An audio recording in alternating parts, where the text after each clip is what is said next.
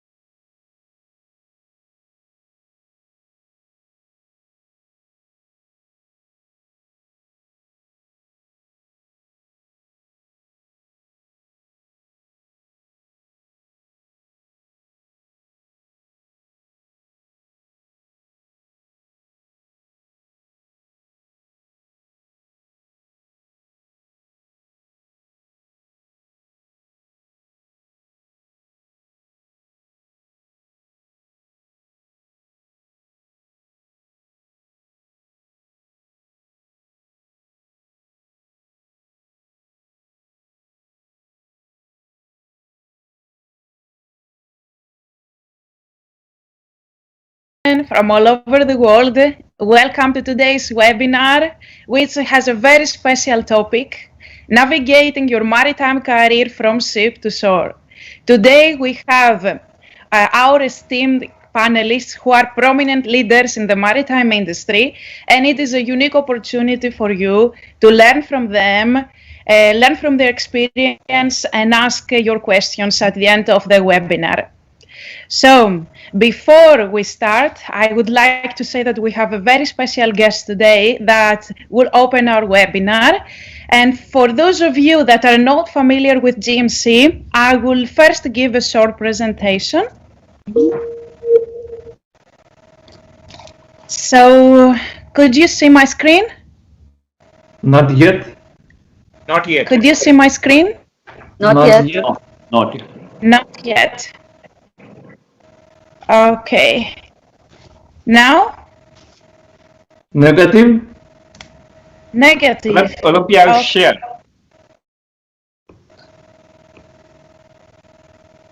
Did you? Okay. Could you please see my screen now? No. No. You just not to worry. Go in bottom and share. There is a panel. Okay. So I have opened the screen share. Now? No. No? Yeah. Yes. Yes, You can see now. Yes. Okay, that's good. Thank you. So Global Maritime Community, or GMC, is a non-profit organization committing to shaping the future of the seafarers and their well-being. We make the journey easier for new joiners, and we resolve the doubts through GMC experts. We are a group of leaders in the industry, and our target is to influence and inspire. Our founder and president, Mr. Biner Kumar Singh, He's a maritime mentor and a life coach based in Odessa in Ukraine, and his vision is to help each and every one of the seafarers around the world to have a job, and as he says, their happiness is his happiness. So what are the main pillars of our foundation? Leadership focused community. We're spreading the joy. We are a community, we act as a community, we empower women and diversity, and we spread empathy and love and enthusiasm.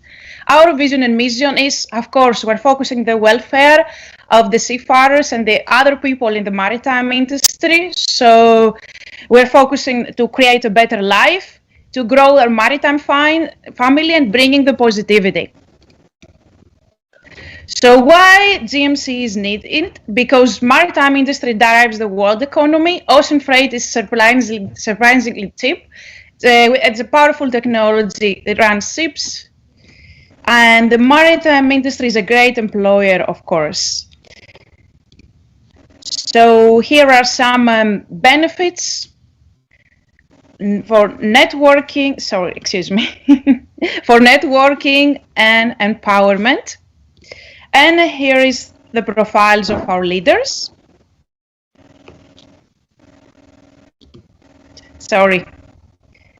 Our founding member, Dr. Bina, Mr. Kosik, Global Maritime Leader, Mr. Amit, Leader for the Youth, Dr. Mohit Kapoor, GMC Leader for Asia and Middle East, Ms. Sonali, GMC Leader in India for women in maritime industry, and me, Olympia Papazoglu, GMC Leader in Europe.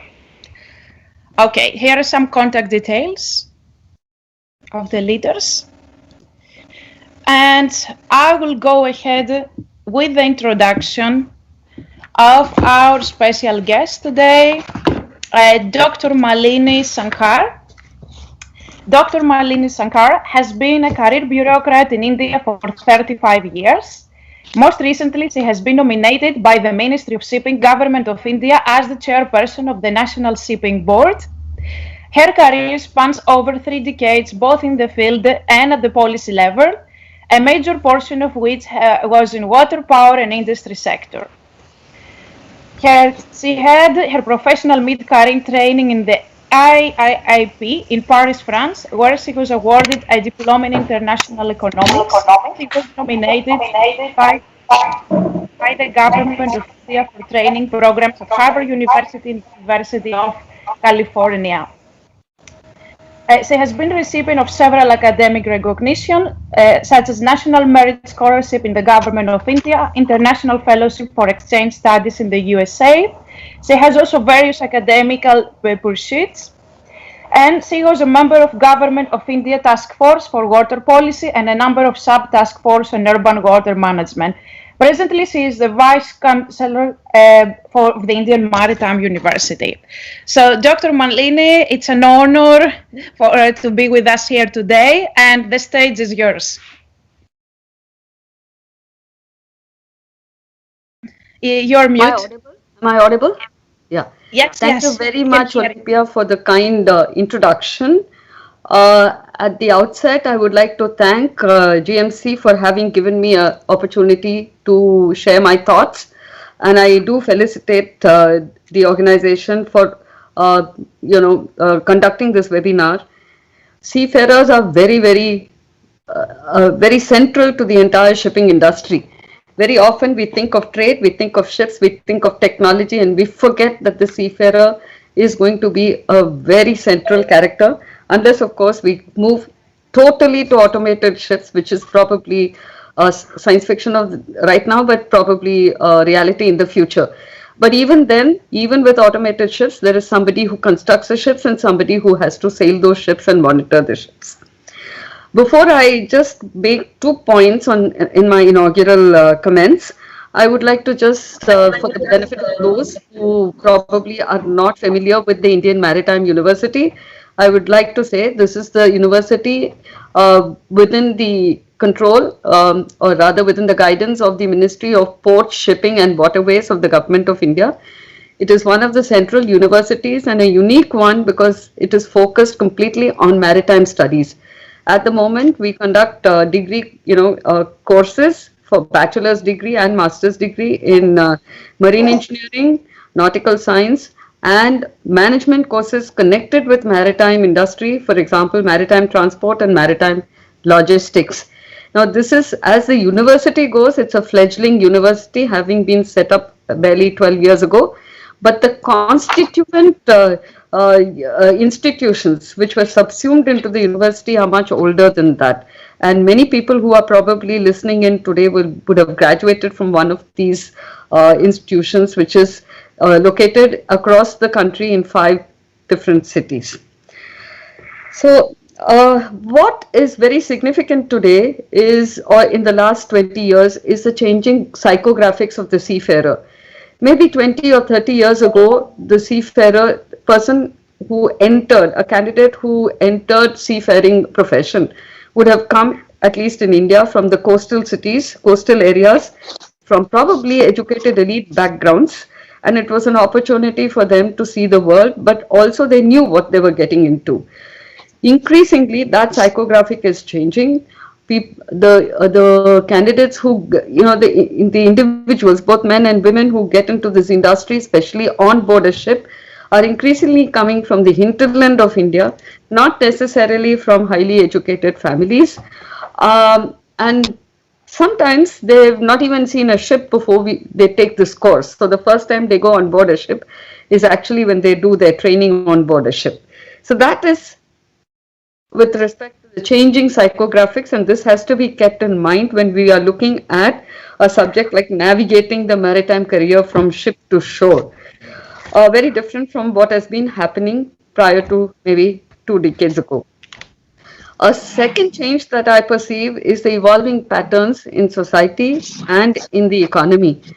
A person who got into shipping, went on board a ship 30 years ago, probably would 30, 40 years ago, retired from the ship, not necessarily, and the average time that the seafarer spent sailing was much longer, 20, 30, 40 years. There was no retirement age.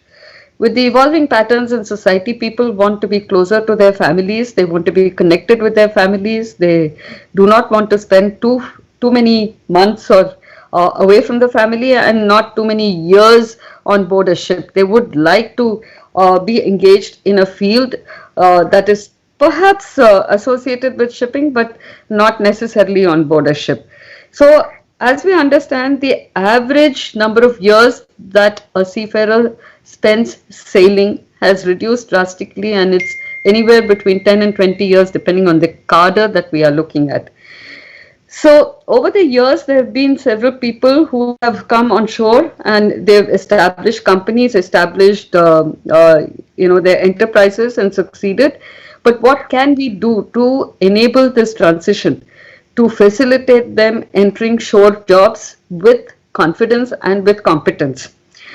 I will just focus on 2 things that we are doing as a university, and one is logistics.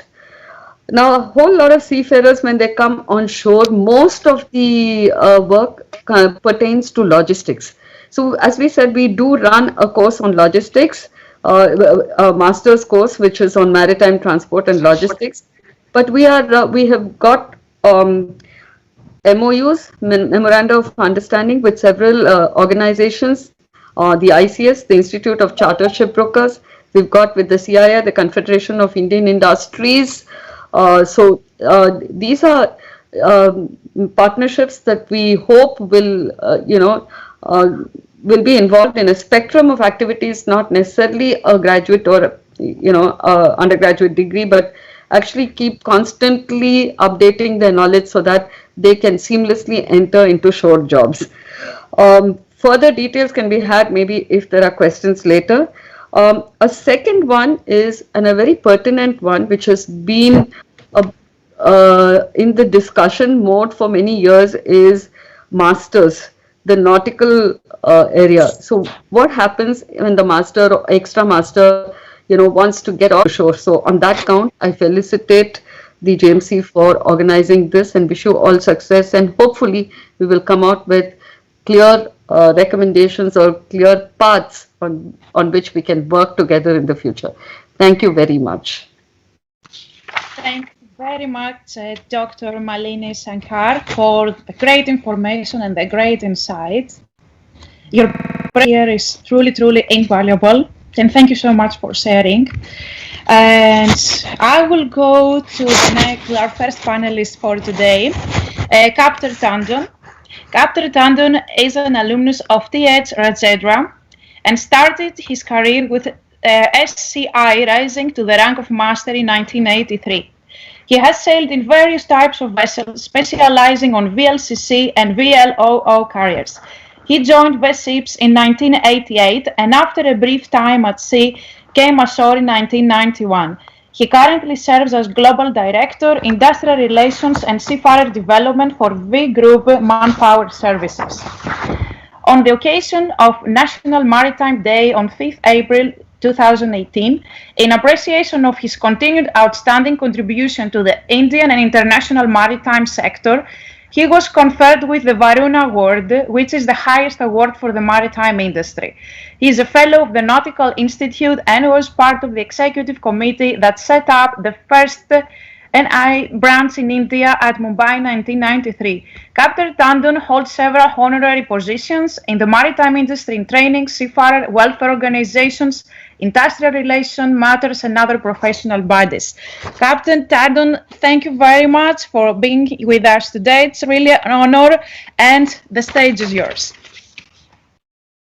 Thank you, Olympia. Madam Malini ji, other dignitaries and speakers. First of all, I must apologize for my delayed entry into the panel. It is the traffic of Mumbai plus any meetings, when things are with all this pandemic and the security checking and temperature checking, etc., etc. I see my good friend Dr. Binay Singh also over here, Kaushik. I will get to meet a lot of friends from the industry. So thank you, Olympia. Yes, thank you for that humbling introduction. When Mohit asked me that he would like me to participate in this particular panel, I said, well, we have a lot of panel discussions, we have a lot of webinars, we have a lot of debates, but what is the outcome is not very easily apparent. So Mohit assured me that following this this event, there will be clear-cut, guidelines or action items that will evolve, which will be disseminated down to the rest of the industry, and events will perhaps line themselves. It was heartening to hear Dr. Malini Sankar also mentioning about the training and the skilling up of people when they come on ashore from the ship.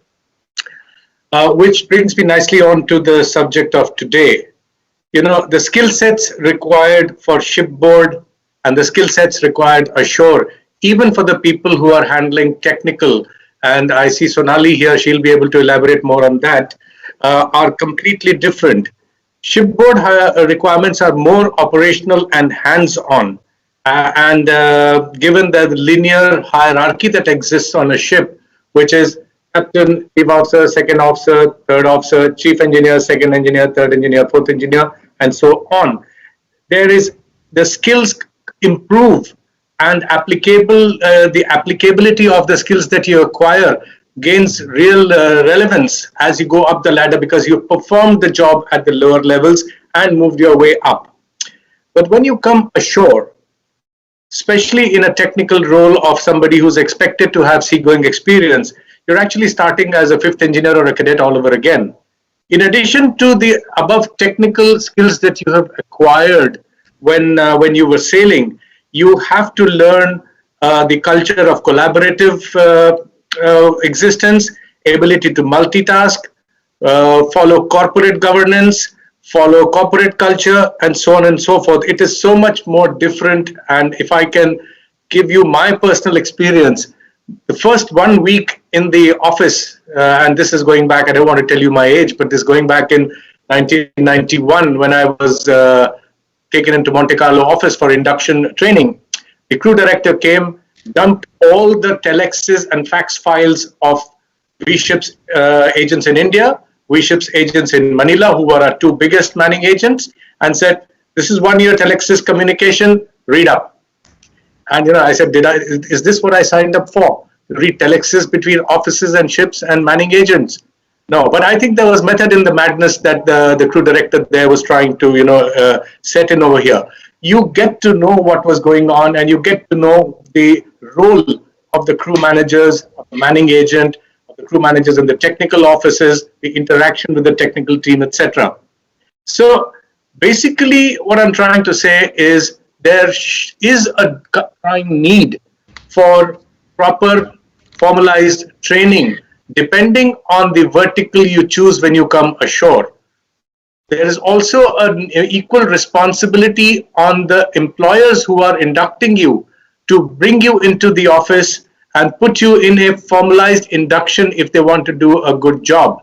You can't just pick a person from the sea and throw him at the deep end. Okay, from today you are the superintendent for this ship, because apart from the technical knowledges which surely the chief engineer or the captains have, there is a requirement of so many other facets of the management that the person is completely alien to because he's not been exposed on the ship. So once again, there should be a proper skilling program. And in addition to the skilling program, my view is that there should be a formalized induction. In my own personal case, I was lucky because when I was brought ashore from sailing, I had 6 months of induction and working and doubling up with the crewing team in the head office before I took on the crewing responsibilities in India. So as Malini ji said earlier, we need to have formalized training in today's day and age because that ad hoc system that existed a couple of decades ago is no longer good enough if we want to make a cohesive team that delivers a safe voyage from point A to point B. Thank you, Olympia, and thank you for listening, everybody. Thank you, Captain Tandon, for sharing your experience with us, and especially the gap between the skill sets when you are working on board the ships and the skill sets when you are in the office. This is something that it has to be really focused and has to be clarified so the transition can be successful. And I will go to our next panelist, Captain Nicos Tavrakis. He's the General Manager of Olympic Shipping at the Office of Singapore. His career starts on tankers or 2003. His bright seafarer career is not limited only on working on ships. He has also been a project manager for conversion of 3 VLCCs from VLOC to VLCC at Oman, and he has been project manager for delivery of 2 Aframax and 2 VLCC in Korea in Hyundai shipyard, and he has been project manager for various other projects like retrofits, steering newel plates to VLCCs and Aframax. Captain Nicos, thank you so much for joining today in our webinar and sharing your experience and giving a guidance to the seafarers who are considering to make the transition. It's an honor to have you with us today, and of course the stage is yours. Hi Olympia, thank you very much for the invitation. It is an honor for me as well to meet all of these precious guys and ladies sharing our experience. Thank you very much as well for the kind introduction. It's true whatever he said, Captain Tandon before, because the transition through a guy from sea to shore is very, very difficult. We need proper educational system, skills and educational motives as well, and a good, I will say, leadership for this guy. Because working on sea, maybe you have a leadership to your crew, but working at shore as a shore-based personnel, as you already been aware, need to collaborate and cooperate with various guys, departments, whatever is easy and available next to you. However, to do all this, you need a part of the skills which must be very, very particular. You need also proper familiarization, which now, presently, all over the world is very, very limited. No one can train a proper guy, which is a very good master, to be a very good person working ashore as shore-based personnel. even as port captain or port engineer or HSQE or whatever. So I think the GMC now is trying to do this one, particularly this special job, and we hope to succeed and to achieve whatever we require, because we need people that they already chosen for transition from sea to shore to be very, very quite familiar. Demanding now, as the technology advance day by day, is increasing highly and very, very quickly. And we need our people to be very, very particular familiar with all needs. Demanding are very, very precious in time to time, as there will be also some special occasions. We all bodies know that not everything is always good. Also the bad things, bad news, they will come. We need to act properly. If we don't have any specifically education for this one, and we cannot also handle the multitask raised on that period, we cannot handle even our crew, even our vessels, even ourselves. We cannot handle them easily. So a part of the good seamanship and educational motives, we need some particular training on this one.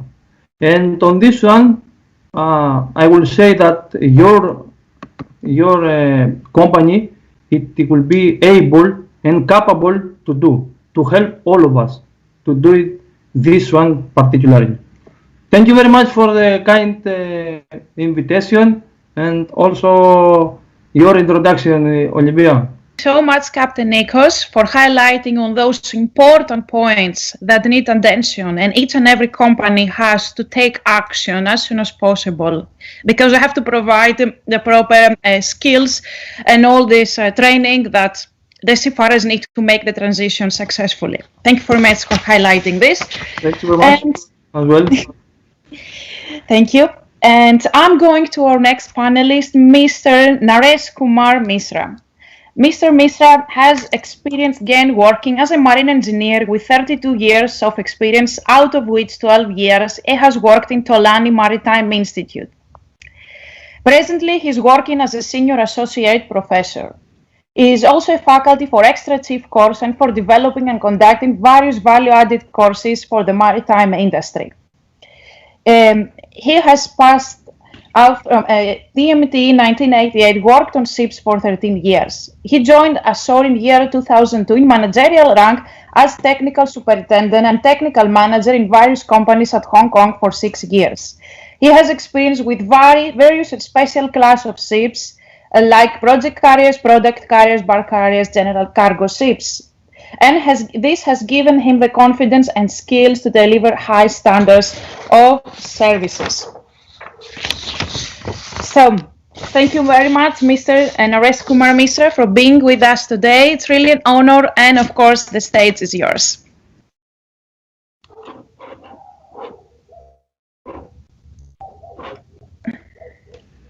Mr. Nares Misra?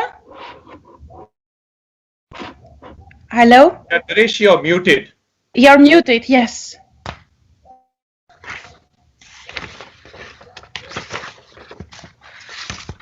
Mr. Nares, you're muted. Mr. Nares, you're muted. Please, can you turn on your microphone? I don't think he can hear us. Nareshji, we can't hear you. Okay, I think now you can try. Now? Yeah. Yes, we can hear you. We can. Please go ahead. Yes. Okay. Thank you, Olympia, for the nice introduction, and the special regards to Dr. Malini Nair, Dr. Vinay Kumar Singh, Captain Rajesh Tandon, Captain Nicos, and all my fraternity members. And thank you, GMC, for giving me this opportunity to speak about my own experience.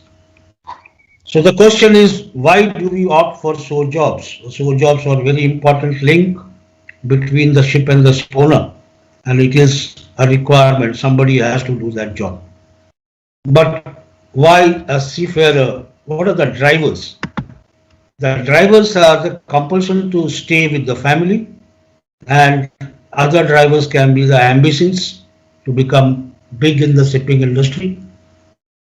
To migrate to another country also has been seen as one of the reasons for joining a shipping company office, and medical conditions. So these are the reasons, major reasons where we try to shift to the shore jobs. The qualities you must have to succeed at the shore job, because much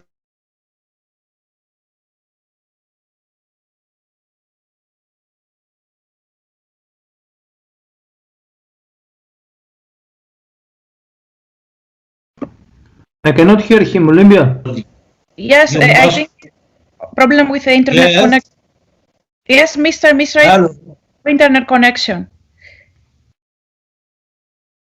Can Captain, you hear me? yes, Mr. Misra. Can you hear me? We Yes, can hear you, yes. Mr. Mishra. Yes. Yes, Can you see the slides? Yes, sir. Yes, sir. yes. Okay. Slides, I Maybe can there see. are. Yes, I don't know. Yes, so basically trustworthiness is a very important character in someone who the employees are looking for. If there is a proven records of dealing with the emergencies successfully, then that is also added advantage or added quality. The safety consists and a good knowledge of company SMS systems or how the organization works. That's a must. Very important thing is ability to withstand workload related stresses.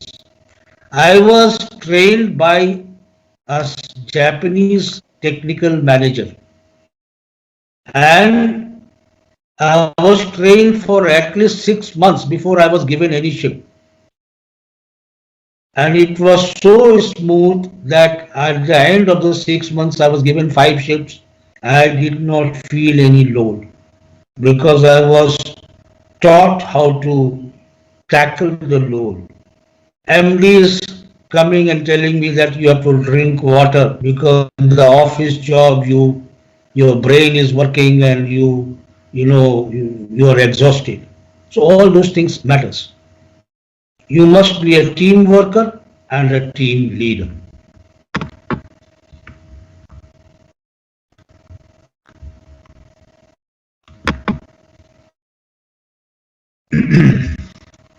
So before joining, you should prepare. Make up your mind. You should not be, the judgment should not be done half-hearted.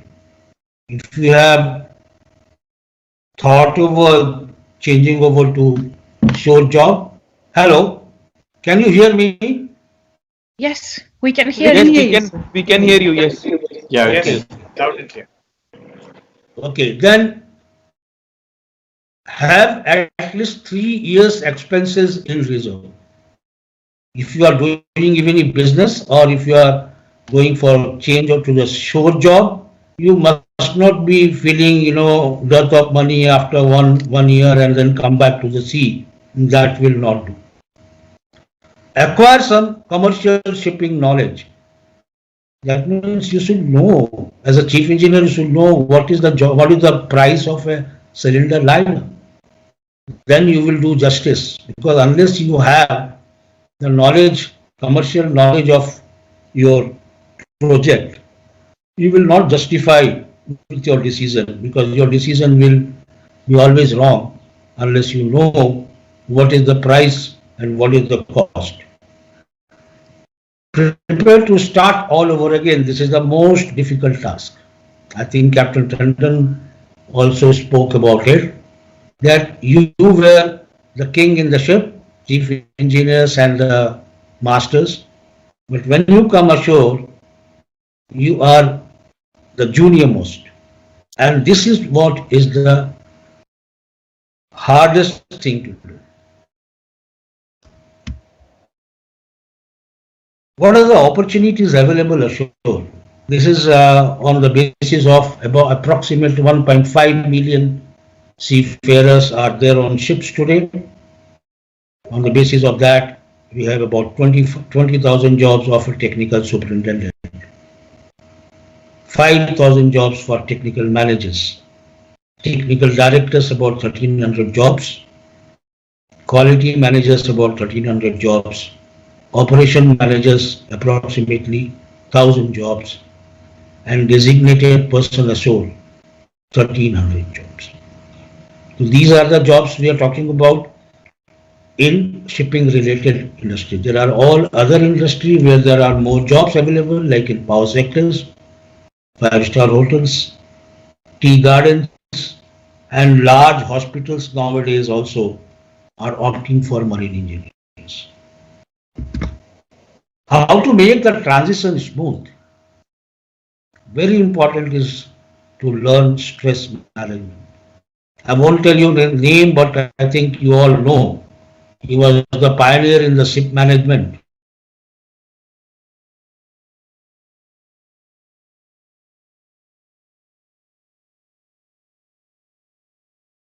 Mr. Misra, we cannot hear you, I think. Yes. Unless there is somebody's life is in danger, do not wake me up. And he would sleep 1 hour. Mr. Misra, I think we missed you. Can you just repeat the whole paragraph again? Because we missed your, you were not audible. Okay. No, after this, you were narrating the story about the captain, about the person who. Yes, same. Stress management. No, okay. So he would sleep for 1 hour in the afternoon, no matter what is the urgency.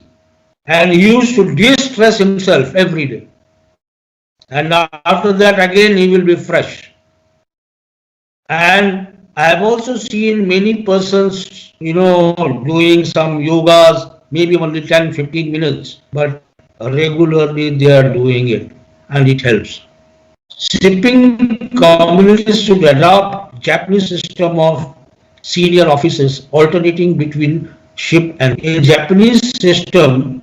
The same person is in ship for some years and he goes to the office for some years. And this way he knows both sides and the transition is so, and for that, even the licensing system is supporting that transition. And I think we also should look for this kind of system in all the companies.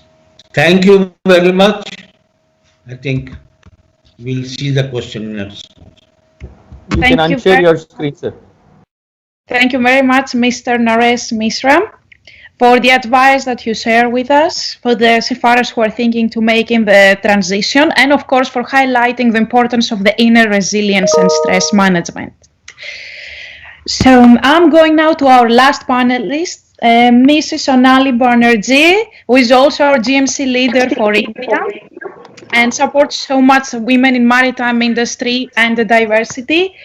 Mrs. Sonali completed her DMET in 1999 and sailed in oil tankers and bulk carriers until she cleared her MECOCL1.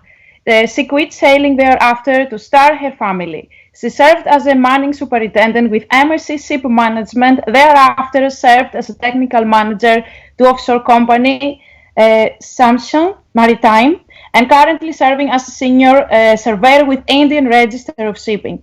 She is very passionate about women in the maritime industry and loves to encourage women in the maritime industry as seafarers and as well as on the shore jobs. Ms. Sonali, thank you very much for joining today. It's great to have you here, and of course the stage is yours. I'll interrupt 1 second. Misra sir, can you just unshare your screen? Just a minute. Yes, Sonali. Hello, am I audible, everybody? Yes, Sonali, please. Yes. Okay, thank you, Olympia, for those kind words and the introduction. And I would like to say good morning, good afternoon, and good evening to the various participants across the globe, depending on the time zone that they are in. And I would sincerely like to thank the entire team of GNC for giving me this opportunity to present my thoughts amongst this August gathering here today. And what I understand that already a lot has been covered as to how marinas prepare themselves for shore establishments. But there is one topic which I feel is very critical and is generally very untouched and ignored. That is how mariners prepare themselves for, say, maritime entrepreneurship.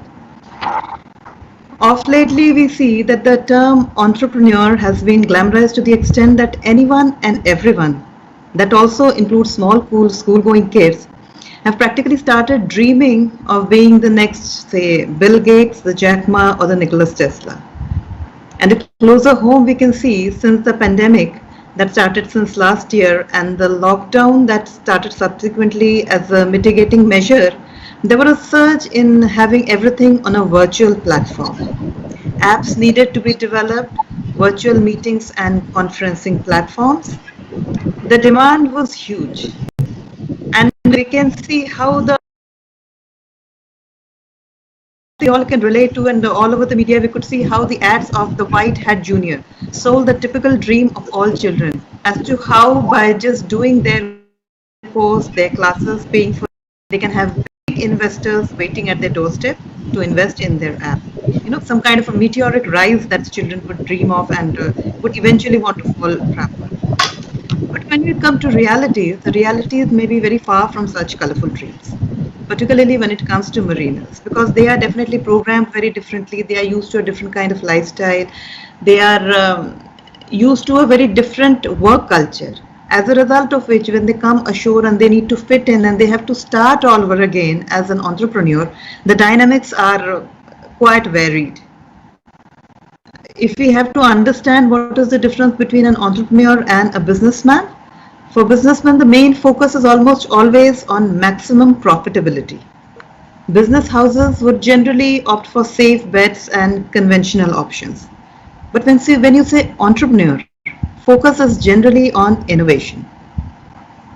The focus is on generating a new value, and this value could be social, emotional, aesthetic, and or financial also.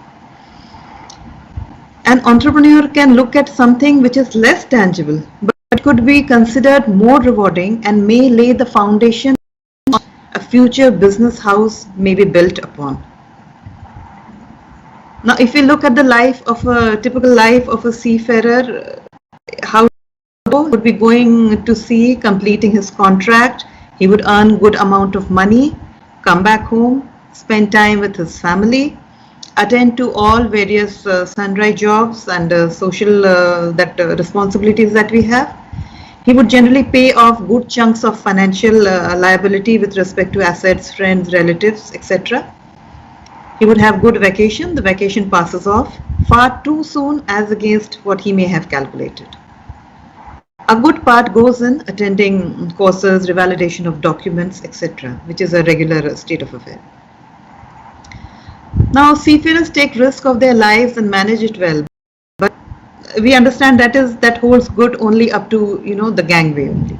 After that, their risk-taking ability is lost till they again board another ship and they embark to the next contract. The main reason for failing or not opting for business and developing the acumen needed to visualize the maritime entrepreneurship abilities. It has generally been observed that those ventures where people start off with domain expertise, the chances of succeeding are far better. For people with maritime experience, best would be to look into opportunities demanding maritime core competencies. Ship life requires you to meet the daily operational requirement, as Captain Tandon had correctly stated. Once you are on board, there is a certain practices that you have to follow. You are operationally involved. You have to ensure the safety of life, safety of cargo, safety of asset, and safety of the environment. So there the concerns are very different, but when you come ashore, of course the team also on board is very different. The roles are well defined. When you come ashore, the man management also becomes very critical to the profile that you are playing. So some of the issues that I feel that any seafarer would be facing when they have to move ashore and they have to think particularly on having their own entrepreneur venture is something they miss out on while their tenure on board. They have to invest the time to build up your relationship and network building. This is something most seafarers miss out on when they are on board the ship. Visibility is very important. You have to move around in marine circles, participate in their seminars, their social dues. In India, more closely we can associate, say, the Institute of Marine Engineers or the Company of Master Mariners of India. They have their own annual events, they have their various seminars held. It is very important that you should be able to make yourself a part of this, and your visibility is established within the circle. It is only when your visibility is established that people understand, acknowledge you, and then start trusting you if in the future you have to develop a brand on those lines. You have to be seen in the company of the right people. Always trying to reach out to the person at the top may not help. Someone who is only trying, who's just a fresher, who's trying to get into a new venture. If the person is trying to get in touch with someone who's at the top or any key position, it may not help really, because those people in those key positions would only want to interact with their peers only, or someone with a similar footing standing. So how do you penetrate in this condition? Here the key lies in identifying who are the potential corporate climbers within that organization, through whom you can have access to some opportunity.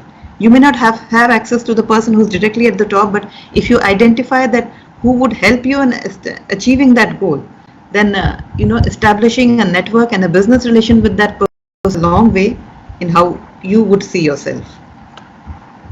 If we go by statistics, we know for a single success story, there may be possibly be thousands of people who have failed already in their ventures. And though it is very important that we know the success story, it's of utmost importance that we interact with people who have failed in their attempt and understand what are the challenges that were faced by them and why they could not bring their projects to a completion. Sometimes it could be finances, sometimes it could be some other industry related issues, sometimes the socio-political setup changes, when some political parties could go in and out of power. So these needs to be addressed if you are trying to have a business plan made, and then you have to work on those. You have to identify those challenges, and then you can maybe think of evaluate the risk. Another issue that is faced by a lot of mariners is how to overcome the shyness to be forthcoming with your requirements. It has been observed that senior people on board the ships, that is chief engineers and captain, who are in very authoritative position, would very often like to work comfortably on those lines of authority. However, when you are trying to penetrate a market, sometimes it may require you to be very flexible in your approach. You may need to brush upon your convincing ability rather than commanding ability. Next would be the financial knowledge. This would be the most critical part of the risk evaluation that one needs to carry out. You may have to sit with some people who are professionally engaged into financial studies and understand how the balance sheet works. Balance sheet is to be interpreted, calculate your outgoings, incomings, the profits and losses. Because that is where the business structure would be established. Unless and until you are able to meet that target, having anything else will not really make a lot of sense. Also, whatever funds you have already in hand, it is very important you have to make that money work for you. You have to constantly look at how that money can grow and work for you, so that when something else goes wrong, you have that thing to fall back upon. In some companies, they may have a payment term of say 60 days. So if you are working with those kind of companies and you have already delivered your product, then what kind of plan you are having, that how do you intend to sustain for those 60 days? Are you going to take up another finance, or you already have some backup plan for that? So these things needs to be very closely monitored and thought of before you think of jumping onto a venture like this. Sometimes when you enter a particular field, you feel that you may not have the complete competence that is required, that is an end-to-end solution. Able to deliver your product, So you may have to develop the same, and I mean, if you don't have it, you have to develop, and if your finances or your budget allow, then maybe you will be in a position to hire that kind of a competence. I remember long back when I was working for RIL with the Jamnagar contract, and my bosses told me, there will be days when there will be so many other people because of whom you may feel that you are not able to achieve what you are trying to achieve. You are not able to get the end results. But then he very categorically stated, because you being at the top of the affairs, it's very important that you are able to provide an end-to-end solution. Suppose somebody is missing, you need to have a backup for that person, or you must be able to do the in-between job to be able to make up for whatever losses is being incurred because of that. So from finish to end, you need to have a model how you are going to deal with things when something else falls apart.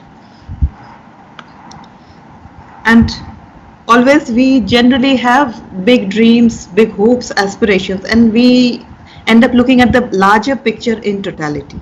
In the bargain, what happens? We sometimes ignore that the next important step that we have to take, It is very important that we don't look at the whole picture, and because chances are that you might get lost. It is very important that we focus on the next big step that we have to take.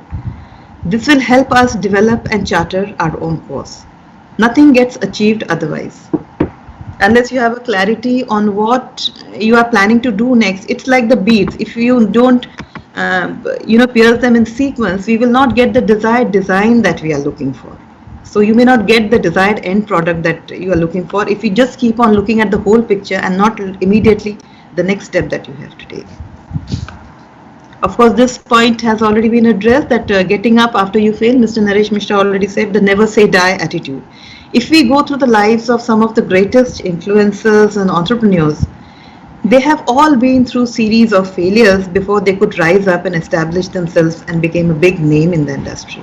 So let us not feel that if at any stage we have failed, let us take the lessons, apply them, and take the lessons ahead.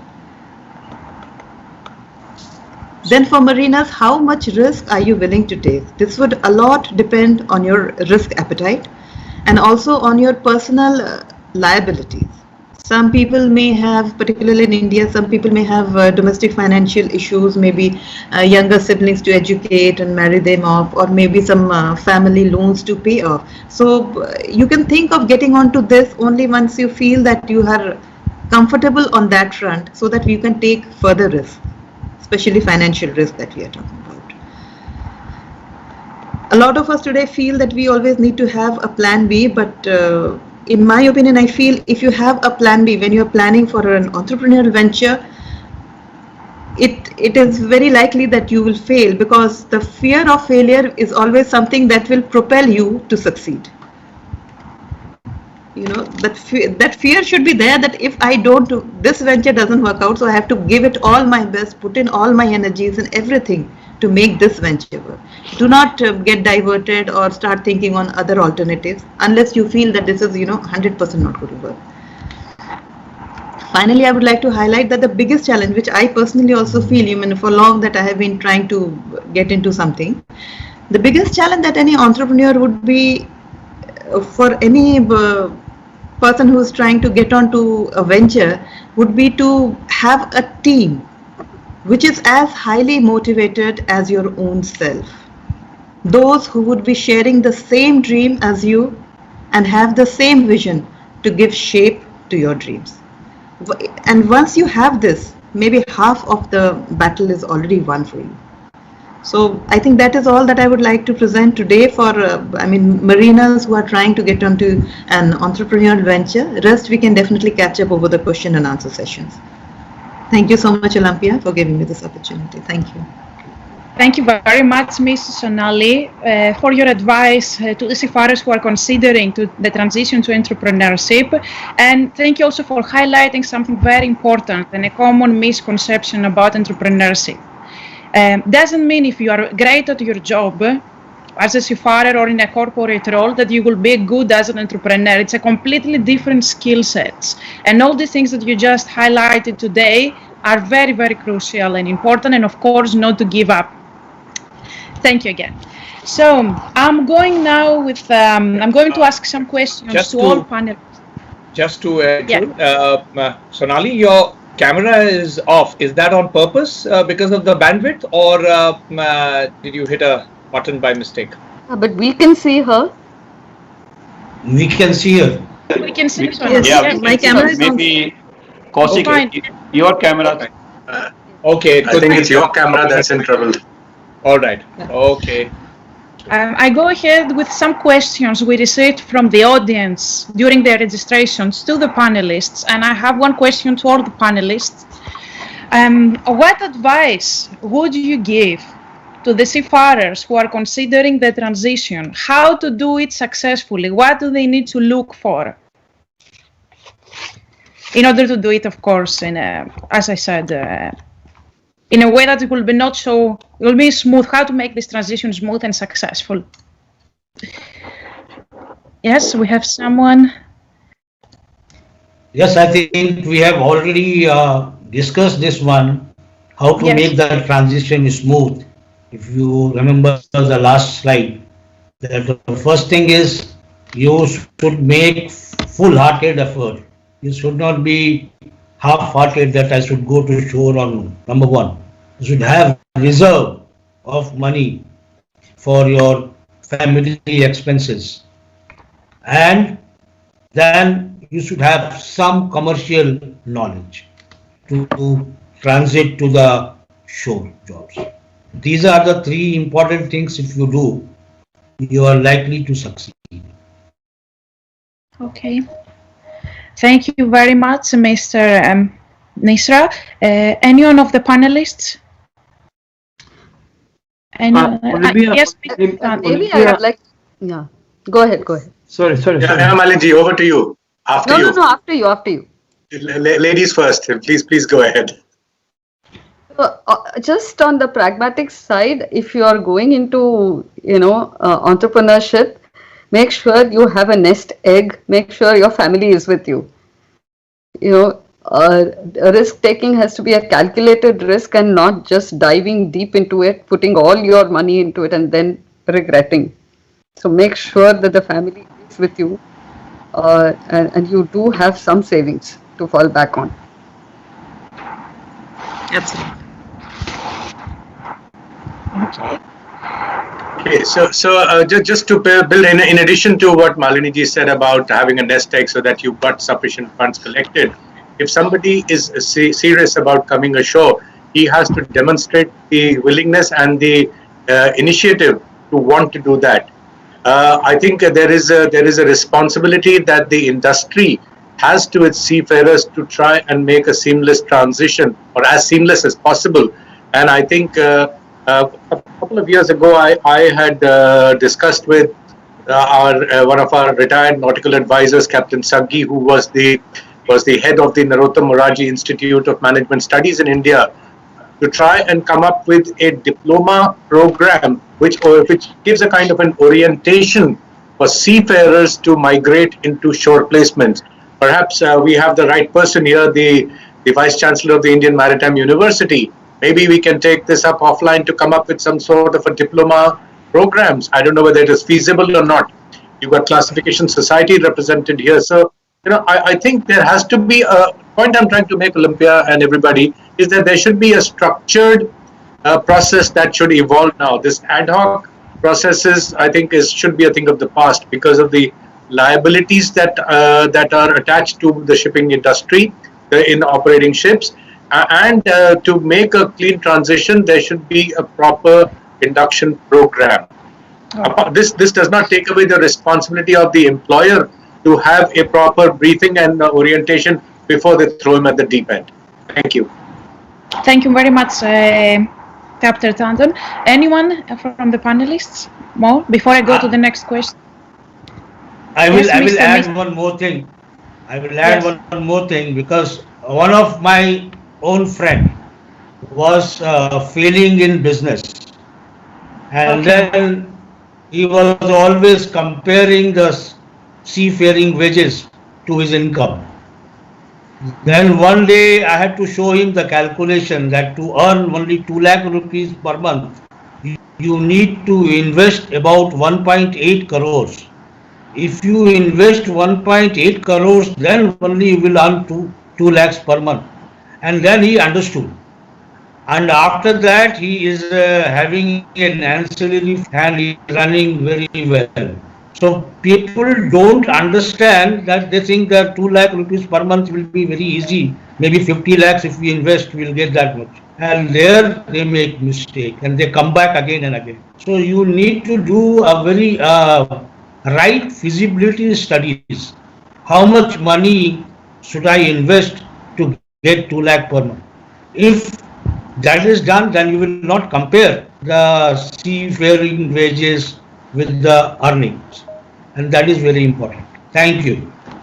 Thank you very Olympia, much. I'll interrupt Olympia 1 second. I think there is a hand raised by Director of IMU to ask some questions. So, sir, can I request you to ask questions, sir? Yes, of course, sir. Director, Yeah, Olympia, am I audible and visible? Yes, yes. Yes, sir. Okay, good afternoon. The panelists have given a good insight from ship to shore, how to go into commercial and entrepreneurship, but I would like to just point out one arena which has not been covered and generally people overlook it, and especially from the marine engineering points of view, that is, there is lot of scope for marine engineers if they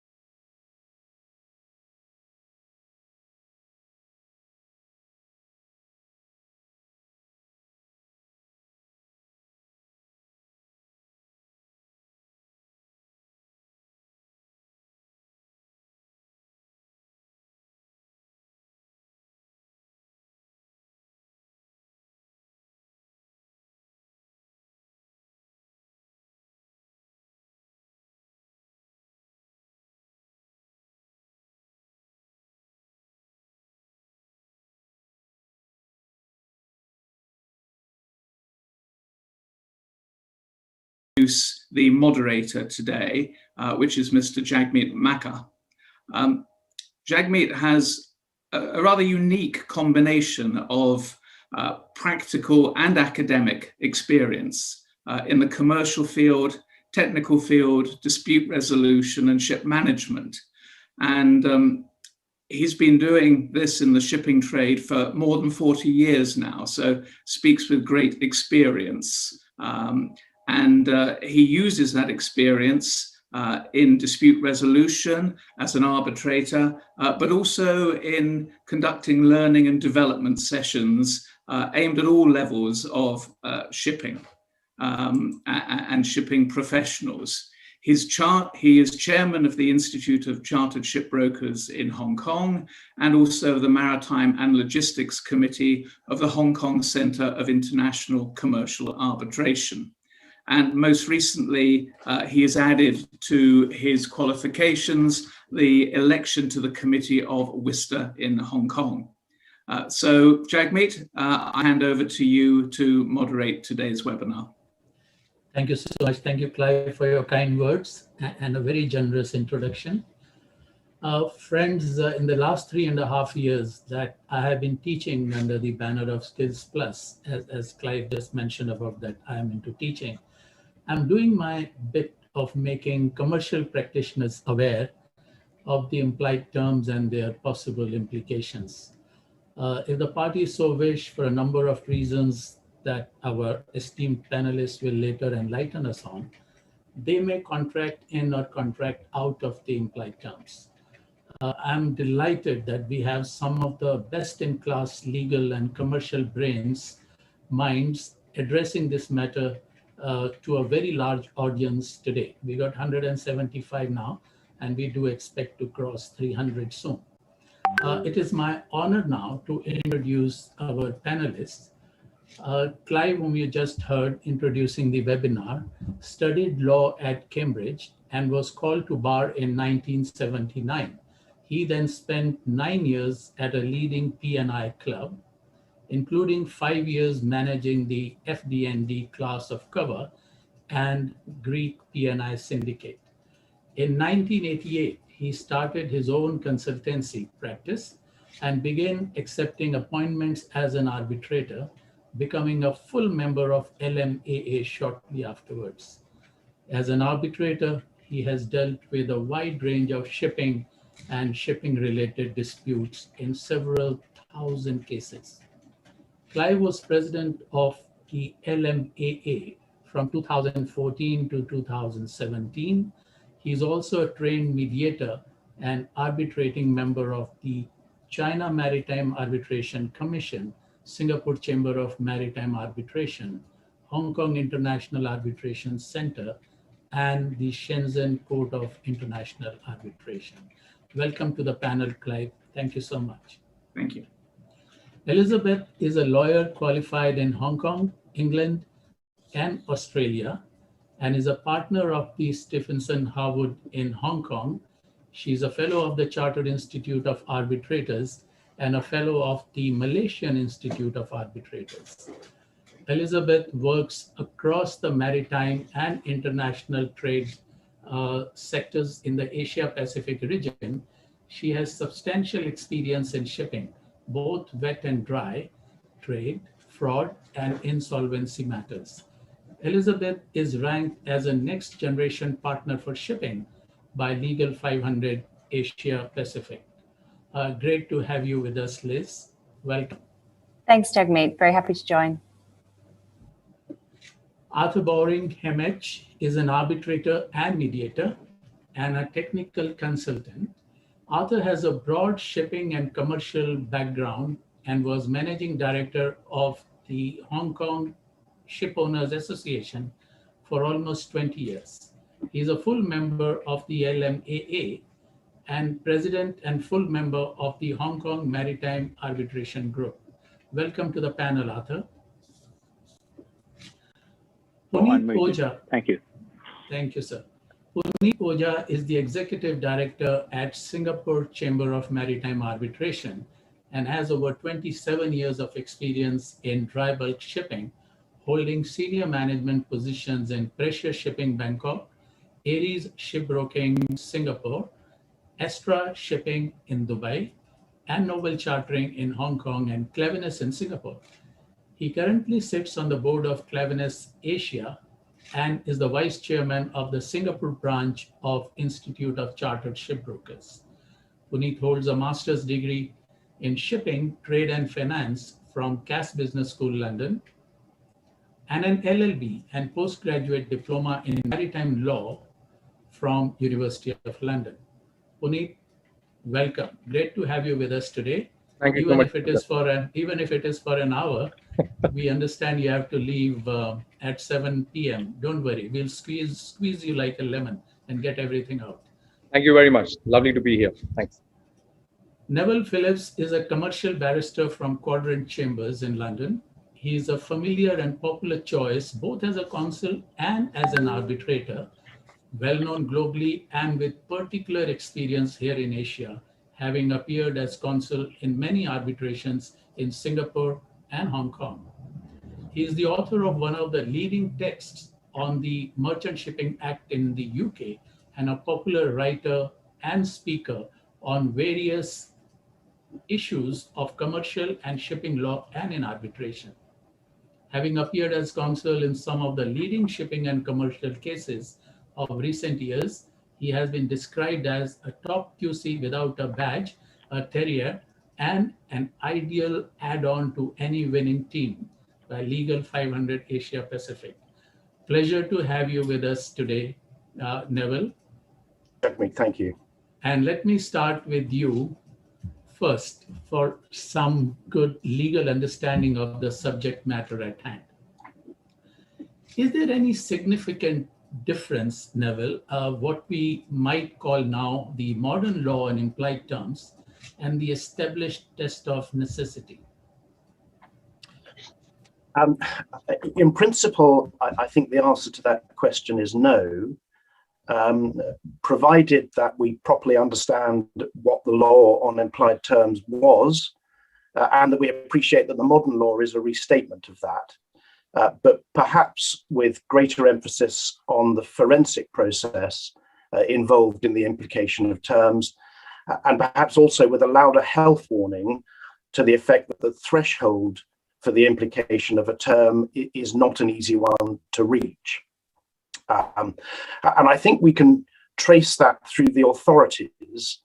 As a lot of people may remember, the decision in the Moorcock, which was right the way back in 1889, set the original litmus test for an implied term. And that simply referred to the presumed intention of the parties that a contract should have the efficacy which the parties must have intended. So that was a very simple test. And then a little under 30 years later, in the decision in Reigate in Union Manufacturing in 1918, Lord Justice Scruton, who was one of the great judicial leviathans of commercial law, articulated, perhaps for the first time, the parallel tests of business efficacy and unspoken intention. So he suggested that if at the time of contracting, the parties had been asked what would happen in a certain event, they would have replied, of course, so will happen.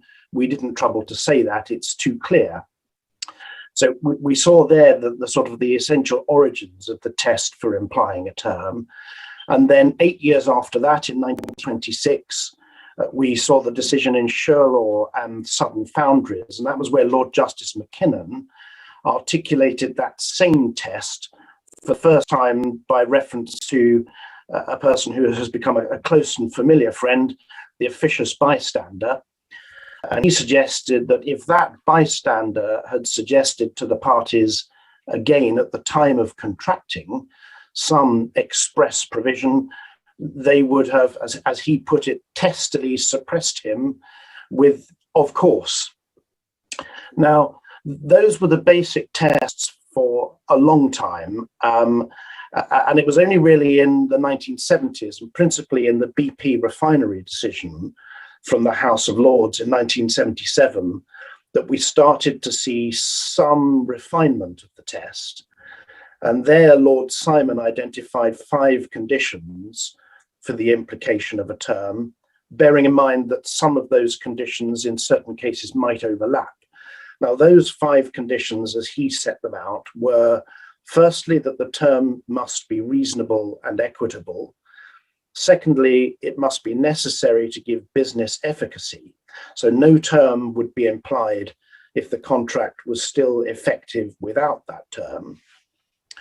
Thirdly, the term had to be so obvious as to go without saying. Fourthly, the term had to be capable of clear expression. And lastly, the term should not contradict any existing express term of the contract. Now, that became, as it were, the standard acid test for implying terms, and it remained the case really until about the mid-1990s, when we saw what one might describe as the dawn of the modern law. And that was perhaps best emphasized in the Phillips Electronique decision in 1995 in the Court of Appeal. And there, Sir Thomas Bingham described Lord Simon's 5 tests as perhaps suffering from a simplicity that could be almost misleading. So there was this suggestion that we might perhaps need to take a slightly more nuanced approach to implying terms at that stage.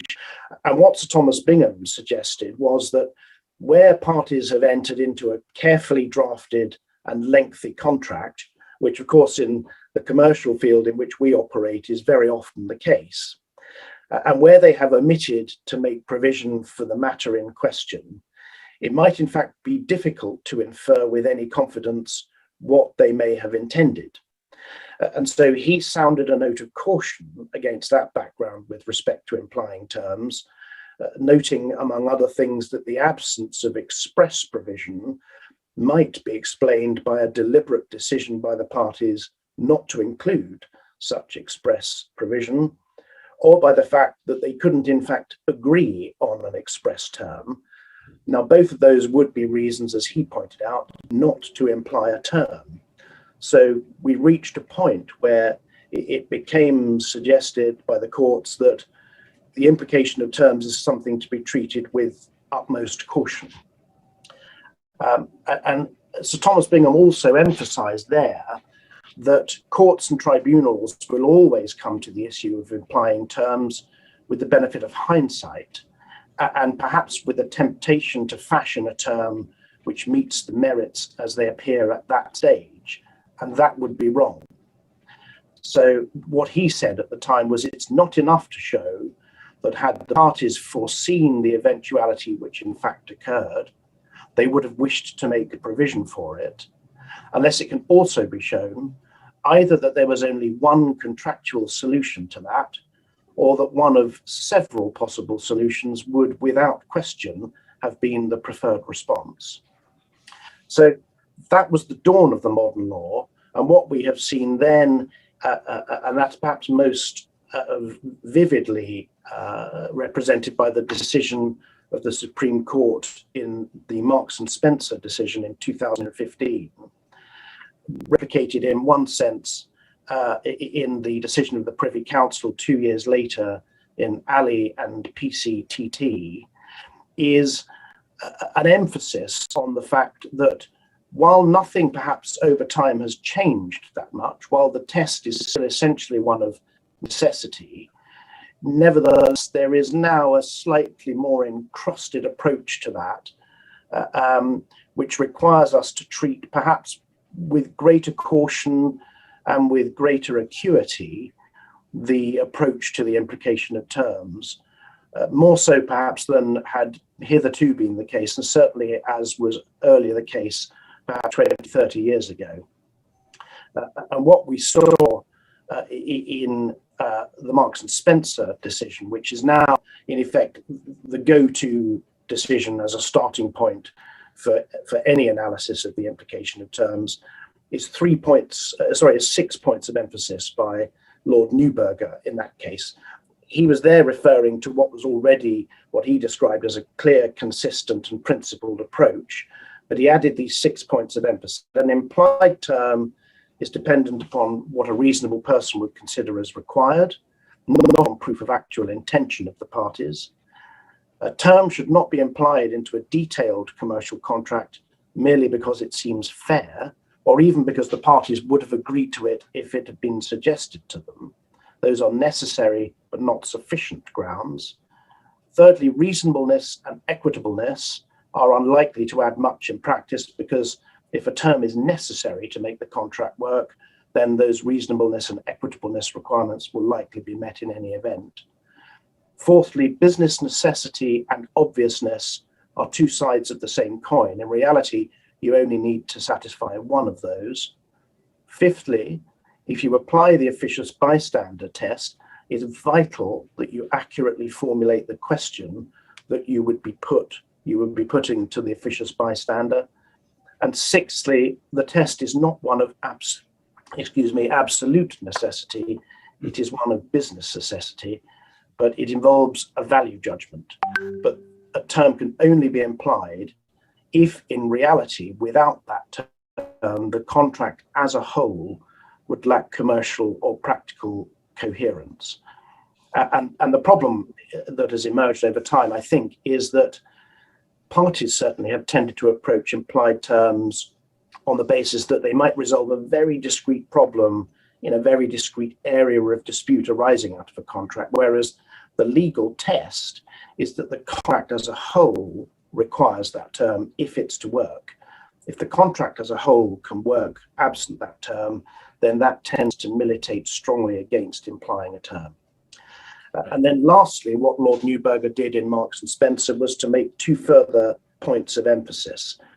Firstly, that any tribunal, when considering whether to imply a term, has to approach it through the eyes of a reasonable person at the time that the contract was made, not with the benefit of hindsight.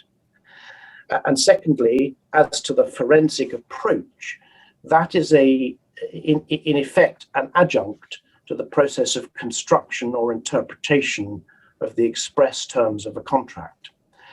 In other words, you can only really come to the question of whether a term should be implied or not if in the first instance you grappled with the exercise of construction or interpretation of a contract and its express terms.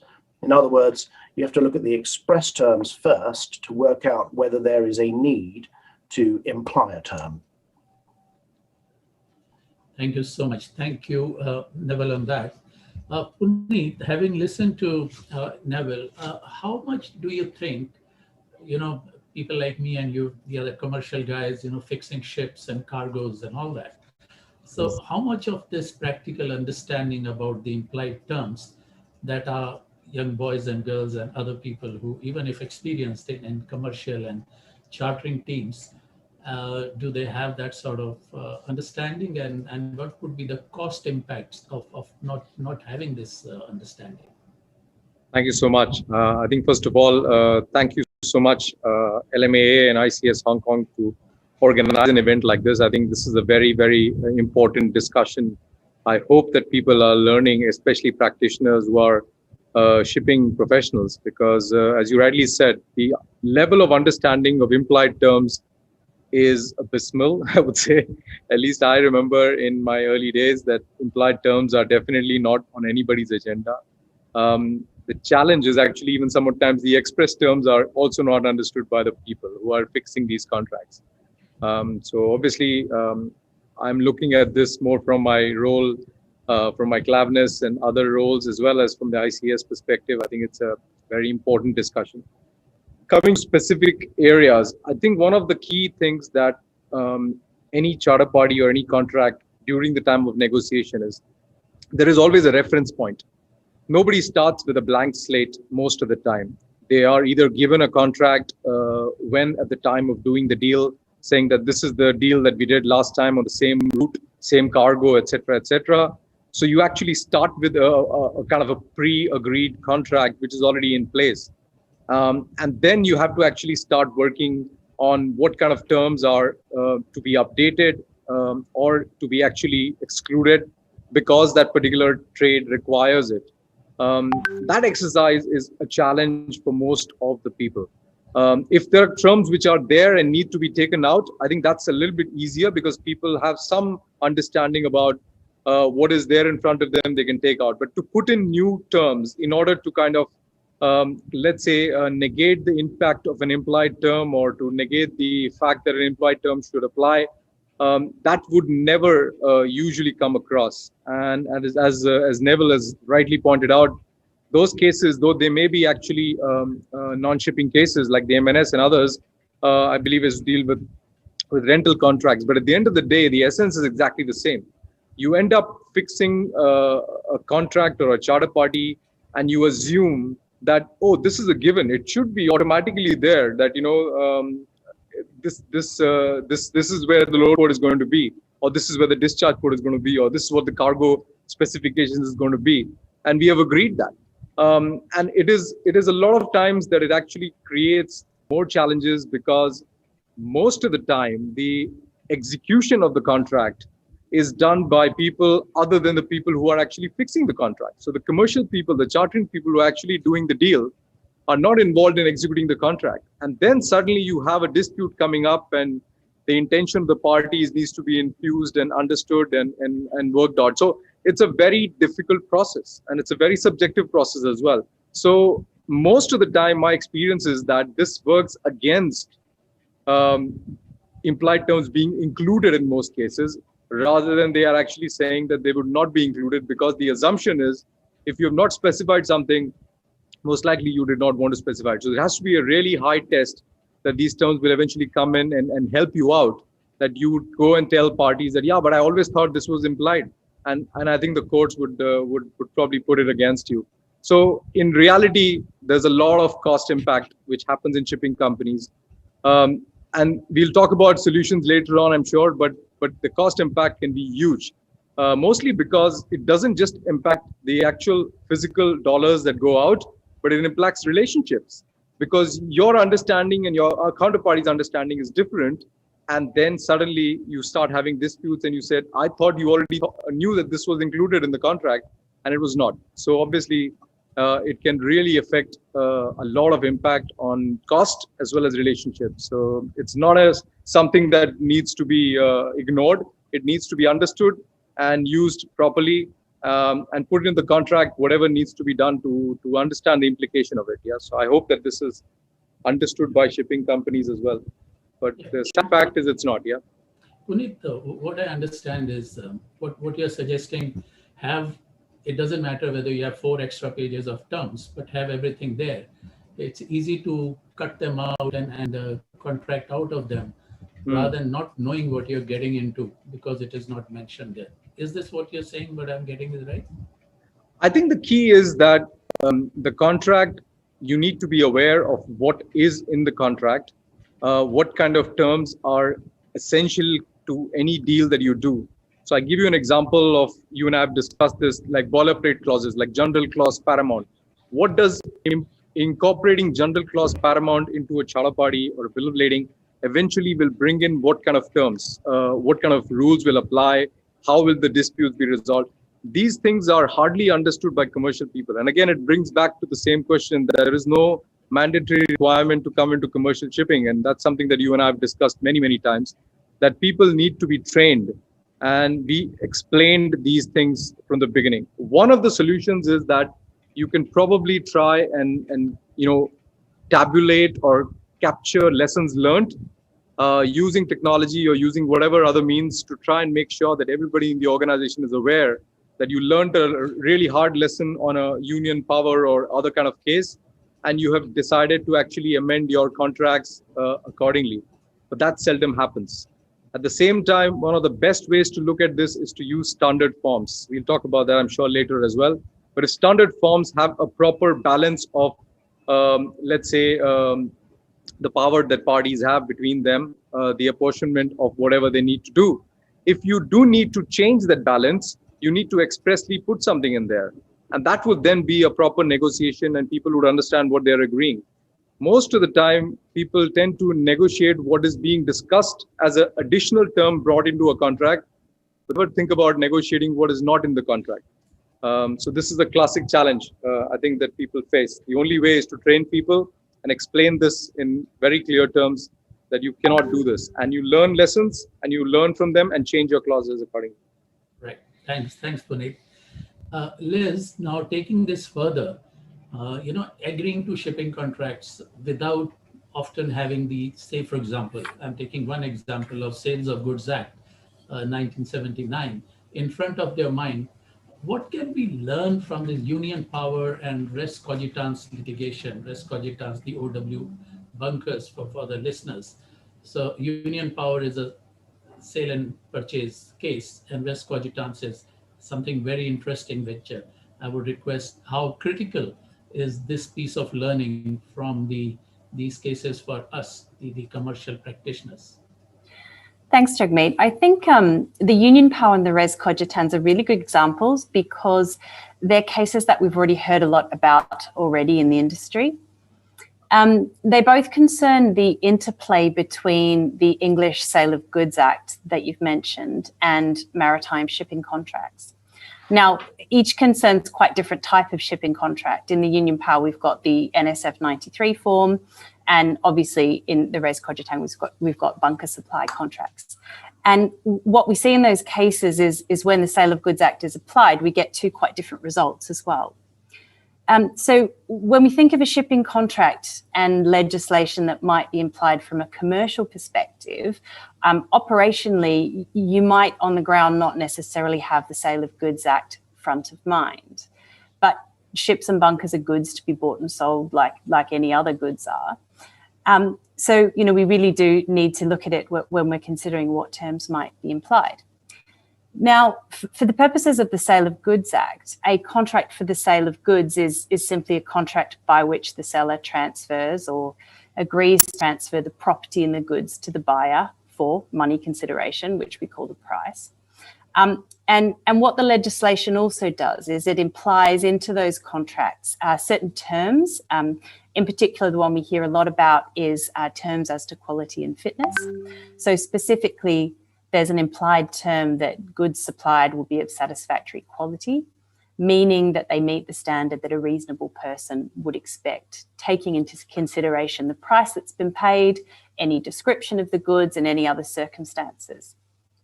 There are also other terms as to fitness for purpose, freedom for defects, safety, etc. So I think if we take the Union Power example first, that's a 2012 English commercial court case, which looks at the application of the sale of goods implied terms into the Norwegian Sale Form 93. And specifically, the question for the tribunal and then subsequently the court in that case was whether NSF 93 Clause 11 excludes the term of satisfactory quality that we would see implied by Section 14 of the English Sale of Goods legislation. The court also looked at the words as is, where is more generally. And the vessel in this case was sold on NSF 93 standard form, which is important, in largely unamended form. I think 30 hours into her first ballast voyage after some dry docking, the vessel's main engine broke down. Now, the cause of the damage in this case predated the MOA. And so, as you would expect, buyers argued that there was a breach of the implied term that the vessel should have been of satisfactory quality. Now, the sellers denied that the Sale of Goods Act terms were implied and said that the vessel was sold as she was, which is the words that were in the NSF form. So Clause 11 of NSF 93 provides that the vessel is to be delivered and taken over as she was at the time of inspection, fair wear and tear accepted, and delivered with her class maintained. So the tribunal interpreted that and held that the implied term of satisfactory quality did apply in this case, and sellers were in breach. So the appeal, when it went up to the commercial court, was on this question, which is whether a term as to satisfactory quality is implied into NSF 93 by Section 14 of the Sale of Goods legislation.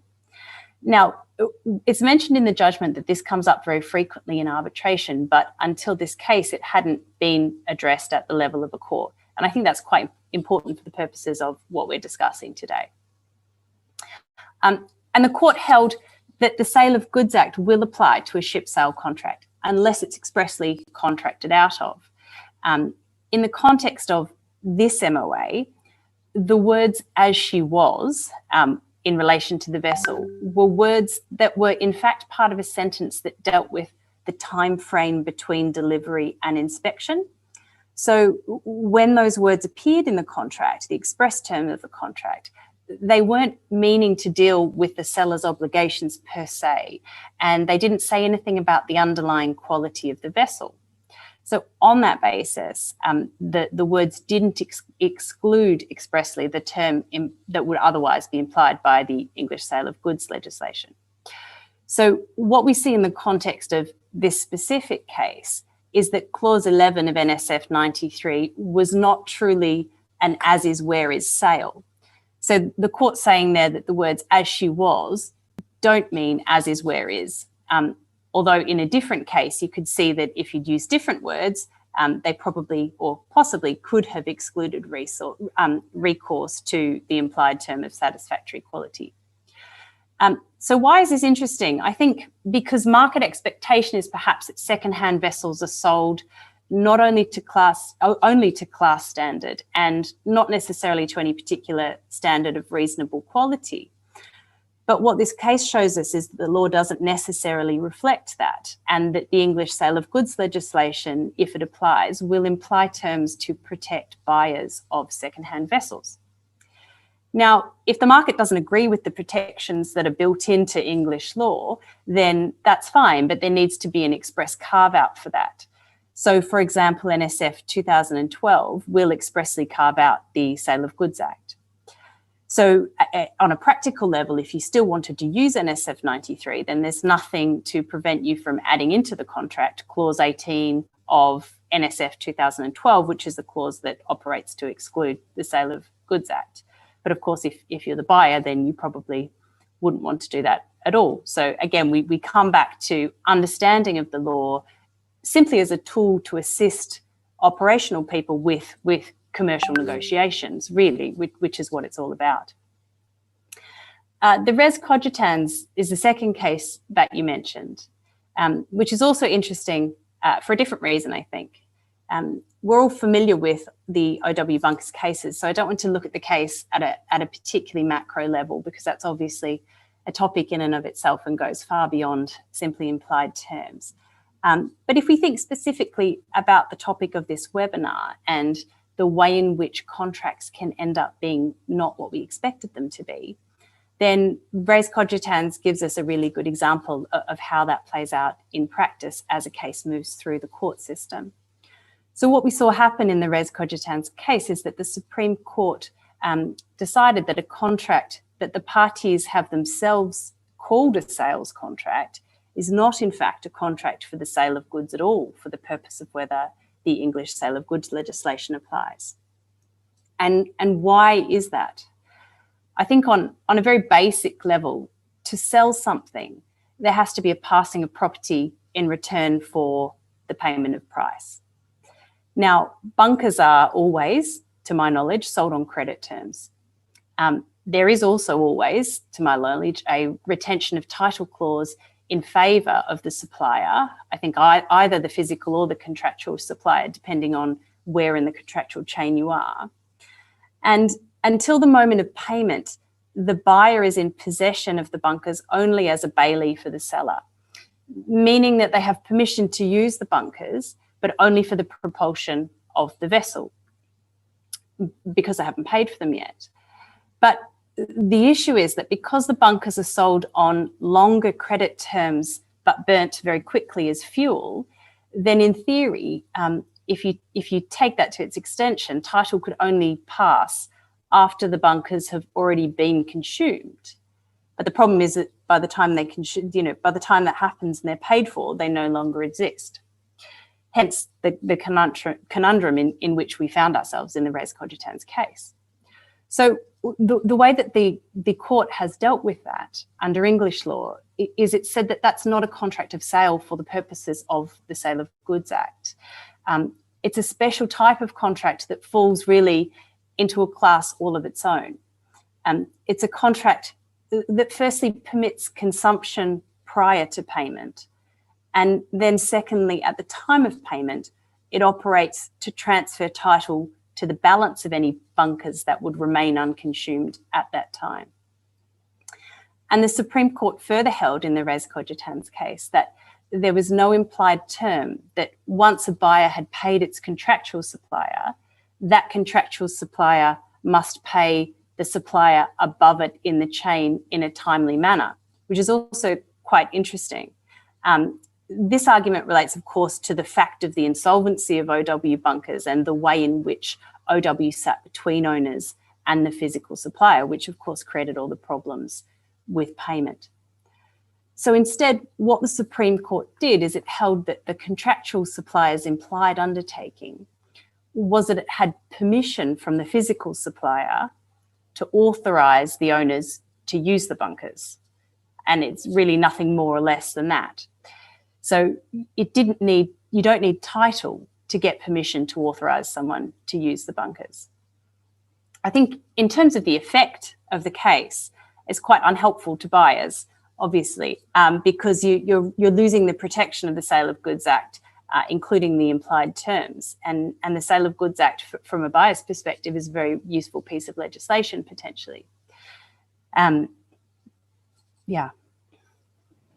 Thanks so much. I'll just ask you a very quick question, Liz. How many owners or how many buyers of the bunkers, because of this mess with the OW bunkers, had to pay twice, once to the physical supplier and the other to the trader with whom they entered into a contract? I wonder if the arbitrators amongst us would have a more accurate answer to that question than myself. But yeah. I can say that there are still cases ongoing that I'm involved in. I see. Okay. Arthur, would you like to say anything to what Liz has just said? If you have any something to add or another question that you have in your mind? I can certainly add something, Jagmeet. Thanks for asking. On the union power, very interesting case because of the obiter comments by the judge, where he referred to Section 55 of the Sale of Goods Act. And Section 55 does say where a right, duty, or liability would arise under a contract for the sale of goods by implication of law, it may be negative or varied by express agreement or by the course of dealing between the parties or by such usage as bind both parties to the contract. Now, one thing the judge pointed out was that when you were discussing the term as is, where is, the parties had not produced evidence as to the usage of the term. And so it's difficult then to actually imply that the Sale of Goods Act did not apply to it. If that usage of the term, I mean, we all know, anybody involved in sale and purchase knows that the terminology as is, where is, if evidence had been shown during the course of the hearing, during the arbitration, as to the use of the term, the common usage of the term as is, where is, then it could well have turned out to be the implication of the Sale of Goods Act could well have been negative or varied because of that. So quite interesting comments there by the judge. And in fact, I can refer to one of Neville's colleagues at Quadrant Chambers, Robert Thomas, who gave a paper on this particular issue at the International Congress of Maritime Arbitrators that was held in Hong Kong in 2015. A bit of advertising there for the Hong Kong Mag as well. But it's an excellent paper which really brings out Section 55 discussion within the Sale of Goods Act.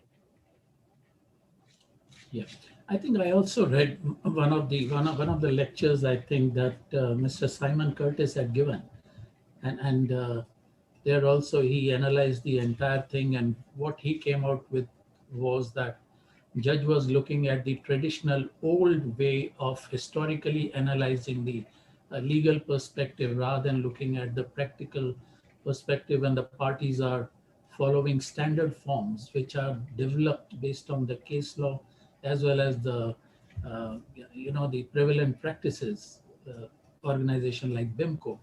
So it's a very, very interesting case. Clive, are the implied terms often pleaded by the parties in practice?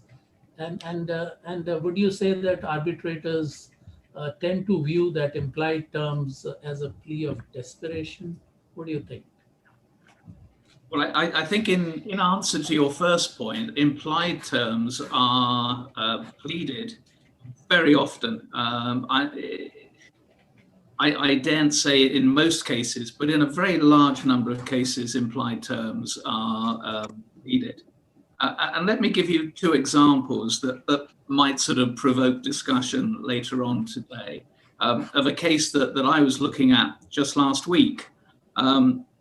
It was on based on a Shell Time 4 charter, and it related to bunkers, not in the sense of res cogitans, but the clause provided that the vessel was to be redelivered with bunkers as on board. And interestingly, the latest form says, and sufficient to reach the next bunkering port. But in this particular case, the old form didn't use those words. And the charterer was planning, or so the owner said, to redeliver the vessel at a port where you couldn't take on bunkers with about 2 tons of fuel oil on board only. The vessel was getting to be very close to having no bunkers and wouldn't be able to reach the next bunkering port. The owner there pleaded an implied term that said that the charterers must ensure that the vessel is kept supplied to have sufficient bunkers not to put it in danger, but sufficient to reach the next bunkering port. So that was a case where an implied term was argued. In the event, the tribunal found that an implied term was necessary in order for the contract to work properly. A second one in the same case related to the disposal of slops. And the clause in question said that slops generated by charterers' cargoes were to be discharged at charterers' expense. Now, a dispute arose as to the quantity of slops that was disposed of. And the charterer said, well, clearly the slop quantity has to be reasonable. It can't just be any quantity.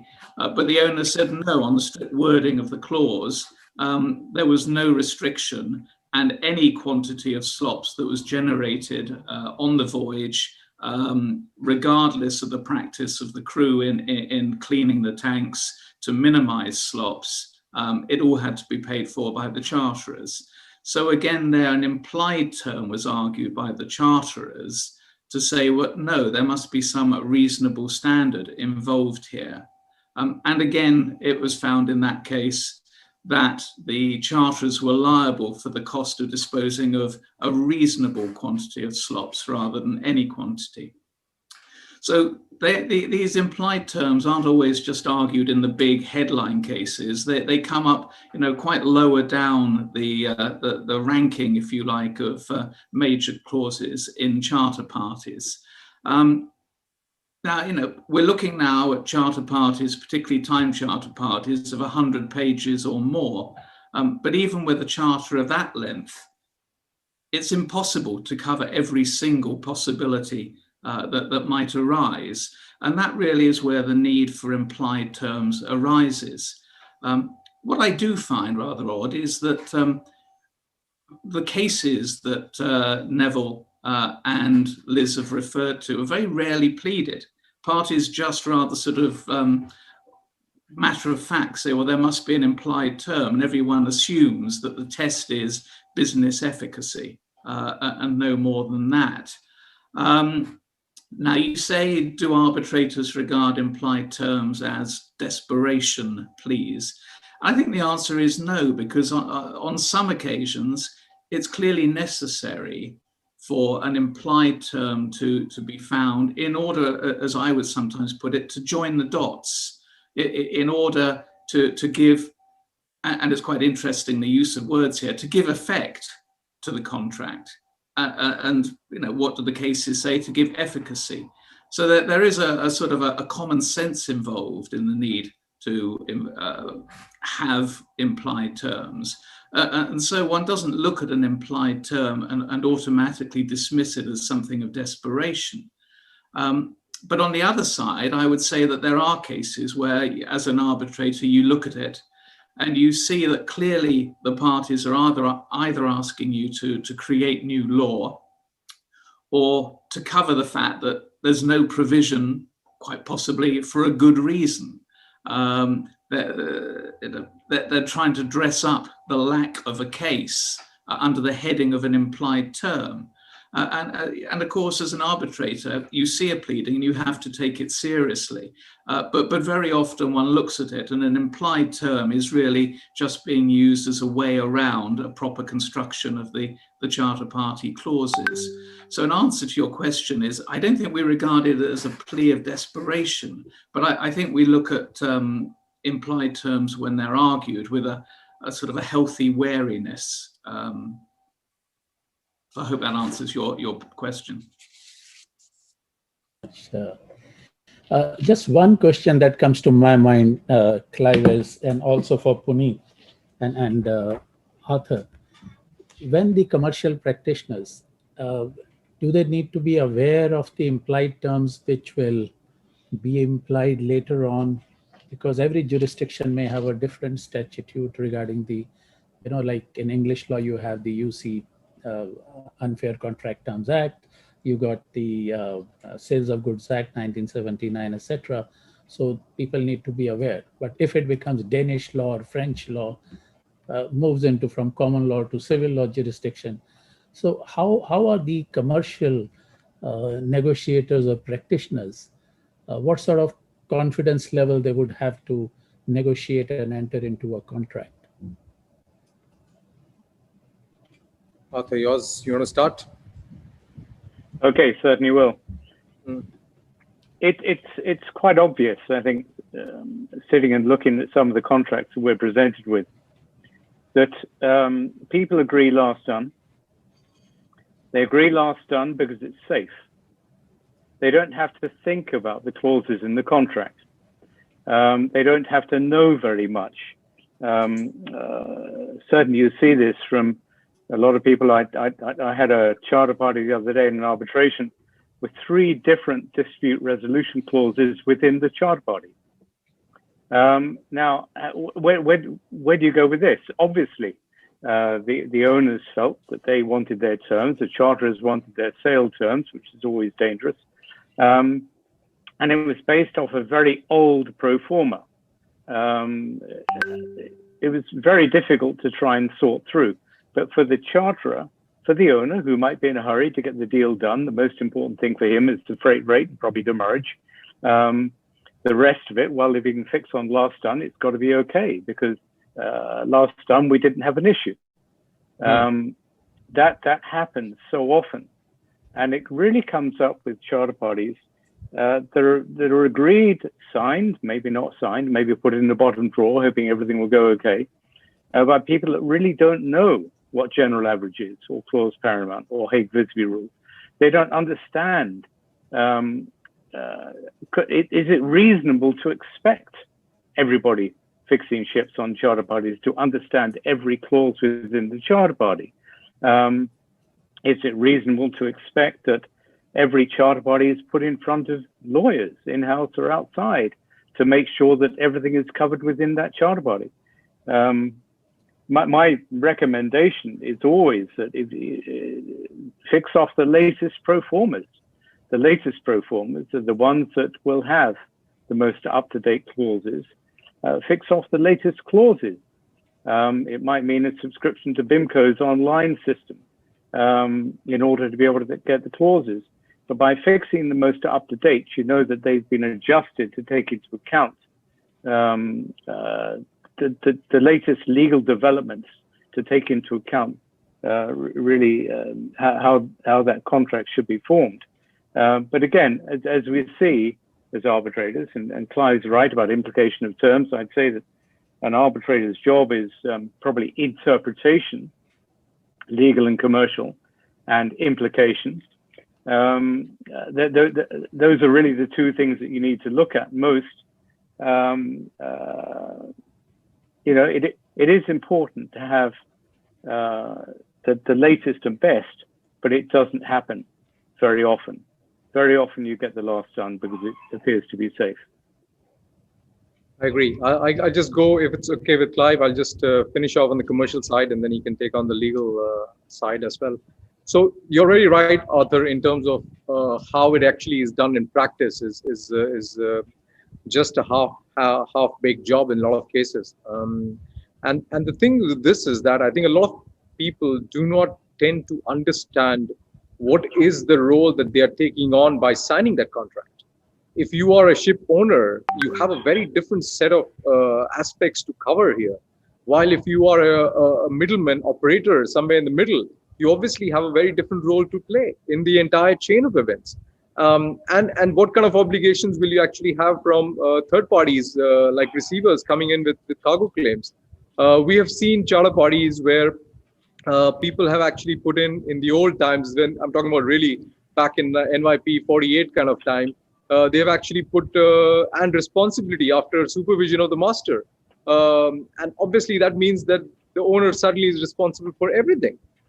So essentially, a lot of the clauses and contracts are actually suited for some generic purpose, but that purpose needs to be understood and you need to update and modify. I fully agree that you need to use the latest clauses, but the reality is that it's a challenge. I mean, NYP 2015 is a good example. I think that included a lot of customs,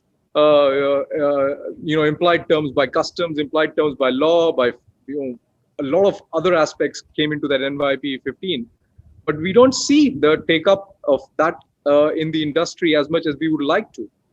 Probably the starting point has to be a new building or a ship owner who's basically contracting out a ship for period charters, and maybe that spreads the use.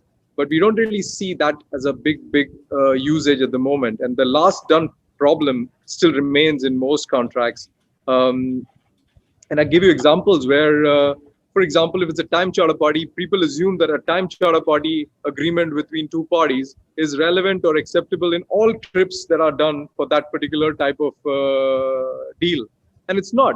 If you're doing a coal contract or a coal charter party from China to India with met coal, it's a totally different bunker payment clause compared to doing an Indo-Thai voyage, which is 15-20 days. And you don't need to pay bunkers on delivery and then claim the money back. You don't have the money to actually do that. So in a lot of ways, you have to amend the terms. And that is the biggest challenge, that people don't really read. They think it's a time charter and we have a time charter agreement. So what's the problem? Let's go ahead. So they need to tailor make it. They need to customize it. And that is all about awareness and learning. So I cannot emphasize that enough, that I've seen enough instances of what has been done. Last point before Clive takes over is just that I have come across, both during my time in Claveness as well as other owners I've interacted with, that they literally have a red, yellow, and green situation with clauses, saying the red part is never accept in our contracts, yellow is it's acceptable but discuss, and green is make sure you have them. So it's very interesting that people do put them, but obviously putting them is one thing, updating them is another thing altogether. So somebody has to take that responsibility within the organization as well. So that's my comment from commercial side. Yeah, please, Clive. Yeah. Yes, sir. Well, I'd add just a few points, I suppose. The worst type of charter that one comes across is that's been amended by way of add-on occasionally. A new clause is added to existing clauses with the result that you end up with contradiction and ambiguity.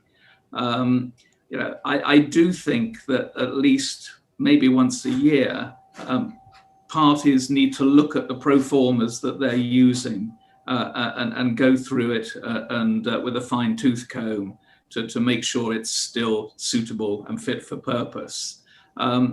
Obviously, one does need to keep up with the new clauses. Increasingly, of course, one is seeing in charter parties BIMCO standard form clauses being added on. Now, whether, as Arthur says, one should always adopt the latest pro forma or not, I think depends on the standpoint from which you approach it. There may be lots of charterers, for example, who don't like the BIMCO crew change provision because it provides for 50-50. But unless you know what it provides for, you can't know what you're letting yourself in for. The other point that you raised, Jagmeet, was what can you do, I think you said, about implied terms under other laws. And the answer to that is it's important in any contract to make sure that you have a governing law for the contract, so that in a charter party or any other contract, you can provide that English law will apply. Now, insofar as that concerns the rights of the parties, you then at least have some idea of where you're going. The difficulty always comes, and it's really beyond the arbitrator's remit, maybe on enforcement. We can make an award, but we can't guarantee it's enforceable. There, it's up to the lawyers for the claimant to make sure that, so far as they can, the case is handled in a way that the award will be enforceable. Of course, when you enter into a contract, if it's a perfectly normal trade, you can probably feel fairly safe. But there should, I think, be some alarm bells if you're doing an unusual trade or trading with an unusual jurisdiction, where you might need to do a little bit more homework and actually think a step ahead as to, will there be any problems in collecting my money? Because we produce the awards, but the awards don't automatically convert into money. So there is that research, I think, perhaps on the bigger contracts.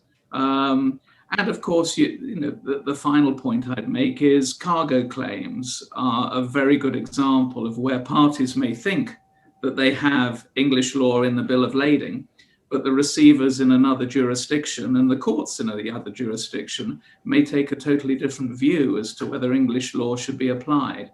So you can't always guarantee the outcome will be as you expected. And you can't always guarantee that there won't be some sort of aspects of non-contractual law that will affect the rights of the parties. Right. Thank you. Thank you so much. Puneet, I have put an alarm there. It's 7 o'clock for you. Jagmeet, so sorry. I will have to take your leave. It has been a fascinating discussion. I hope I get the recording for the rest of the discussion. I learned a lot myself. So obviously, it's a great way to continue learning. So well done for organizing this. And thank you so much to all the panelists as well. Thank you very much. I'll leave now. Bye, Puneet. Thanks, Puneet. Thanks. Good evening. Now, I'm coming back to a little bit more technical now to Neville. Is it more difficult now to imply a term in a contract than it was previously the case, Neville? I'm not sure that it's any more difficult than it was before, but it is certainly the case that the approach required to the implication of a term is perhaps more nuanced than it was previously, and that any party seeking to advance a case based upon an implied term needs perhaps to consider with greater care than perhaps was previously the case quite how that case is advanced and how it's articulated. I think, as Clive said, it's quite common, and I see this as counsel and as an arbitrator, to see cases on implied terms pleaded in a fairly basic fashion. Very often you will simply see an argument that says, further and alternatively, it was a term of the contract to be implied therein in order to lend business efficacy thereto, and or in order to reflect the obvious but unexpressed intention of the parties that ... And it's very easy to just slot that into a pleading and then hope for the best. As Clive says, the task of an arbitrator is always to pay due attention to such an argument and to give it appropriate credence. But the reality is, when one bears in mind the tests which I articulated at the beginning of this webinar, there's a bit more to it than that. And as a consequence, as Clive suggested, by no means all of the time, or by no means most of the time, but certainly some of the time, implied terms can be the last refuge of the scoundrel. They're often that sort of bucket that hangs beneath the pleading, that's there to just collect points that you throw in the hope that they might get you somewhere, but probably that's more a victory of hope over reason. But I think tribunals are more aware than perhaps ever they were of what is required in order to imply a term. And it pays, I think, to bear in mind that the law does treat the threshold of implication of a term as a tough one. So, it is not the case that one can simply say, well, okay, we've got the express terms of the contract. What we want it to say isn't in there. but yeah, it must be implied, and the tribunal is surely going to accept that. And you only have to look. I mean, there is a line from Sir Thomas Bingham, as he then was, in the Phillips Electronique decision that I referred to, where he sort of summarizes this. And he says the implication of contract terms involves a different and altogether more ambitious undertaking, the interpolation of terms to deal with matters for which ex hypothesi the parties themselves have made no provision. It is because the implication of terms is so potentially intrusive that the law imposes strict constraints on the exercise of the extraordinary power. Now, that's a very eloquent way of saying it's not an easy task.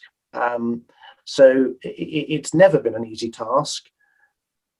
In the last 20 to 30 years, I think that the approach to it has become more nuanced and more refined. So in practice, it's possibly, in substance, no more difficult than it was, but you just have to make sure that you jump through the various hoops, and that is never straightforward. Yeah, absolutely.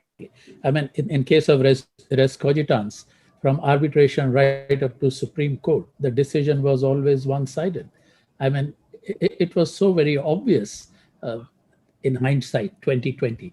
It was very obvious. If it was obvious, people wouldn't have gone on appealing right up to Supreme Court. Liz, I would like to ask you, if you can't imply a term, can English law otherwise assist? Or the topic of this webinar, how else there might be more to a contract than meets the eye? It can indeed assist, but I make these submissions at risk of being accused of pleadings of last resort. But there are lots of tools that we have under English law that can assist in the event that we couldn't imply a term. I think the first that we would want to look at would be estoppel. So there are two types of estoppel that might apply to assist you in a maritime law context.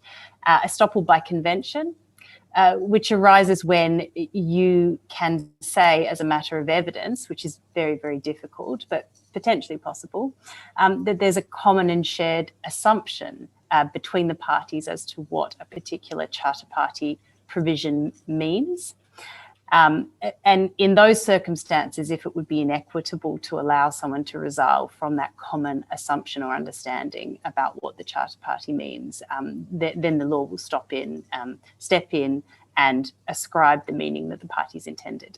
Now, it's very rare, I think, to succeed on that, because you have to demonstrate that there was a shared assumption or understanding as a matter of evidence, which is very, very difficult to do. It also undermines the certainty of contract to some degree. So tribunals and courts, I think, you would need to have some strong evidence to show it.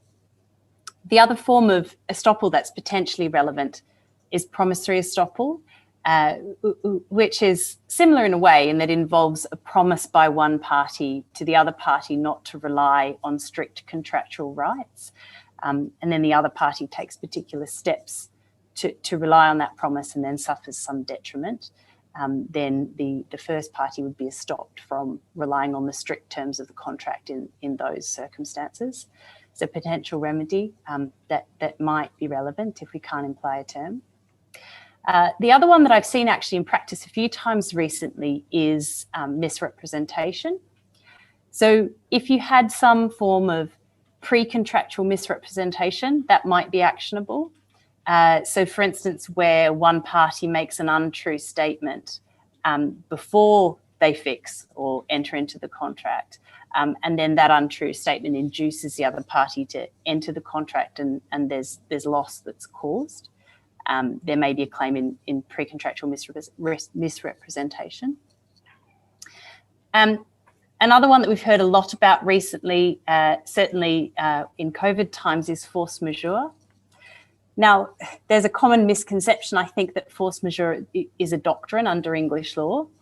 There's no such doctrine, but there certainly is under some civil systems of law. So, I mean, that's an interesting point that comes back to what Clive was mentioning earlier about which law we're operating under. Force majeure comes from French law, I believe. But under English law, force majeure is just a creature of contract. So it's just a contractual clause that it might excuse performance or suspend performance following the occurrence of certain events. Now, force majeure, again, as with these other remedies, is quite strictly applied. So there's a need to look quite carefully at whether the clause has or has not been triggered, and what the clause intends should happen when it's triggered, because they are not things that are prescribed by English law generally. They are things that the contract will expressly set out. We've also heard a little bit about frustration recently. Now, frustration is a doctrine under English law, which frustration turns on impossibility of the performance of the contract. So we see the contract can be set aside where contractual obligations are either impossible to perform at all, or the purpose of entering into the contract has been very radically changed from what was intended when the contract was entered into. Frustration is an incredibly high bar to meet. And from what I've seen in practice, even in COVID times, it's very, very difficult to demonstrate that a contract has been frustrated. And I think as the last one, if I'm going to be even more controversial, we could talk about good faith. The case that I had in mind here was the 2016 Court of Appeal case in MSC and Cottonex. I thought it was quite relevant to the topic here, which is there more to a contract than meets the eye? The Cottonex case is quite interesting because it's a case about container demurrage and whether demurrage can continue forever in respect of uncollected containers, or if not, when and if that comes to an end. So in that case, these were containers of cotton that had been left in Bangladesh, and they were never collected from the carrier because there was a market crash in the price of cotton. And what the English Court of Appeal said in that case, interestingly, is that they said you can't keep a contract alive forever for the purposes of claiming demurrage.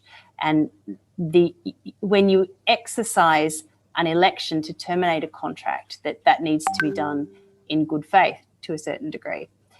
And the court said that once it was clear to the carrier that the containers were never going to be collected, then at that point in time, perhaps at the point in time when the demurrage exceeded the value of the containers, the carrier had no legitimate interest in continuing the contract other than to claim demurrage. So it wasn't suffering any loss for which liquidated damages, which of course is what demurrage is supposed to represent, were compensating it. But that this situation was really creating a new demurrage revenue stream for the carrier.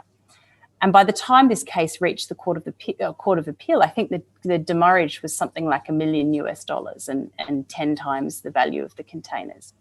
So the Court of Appeal there says that delay in and of itself can amount to a repudiatory breach of contract at the point of time in which it became so prolonged as to frustrate the commercial purpose of the venture.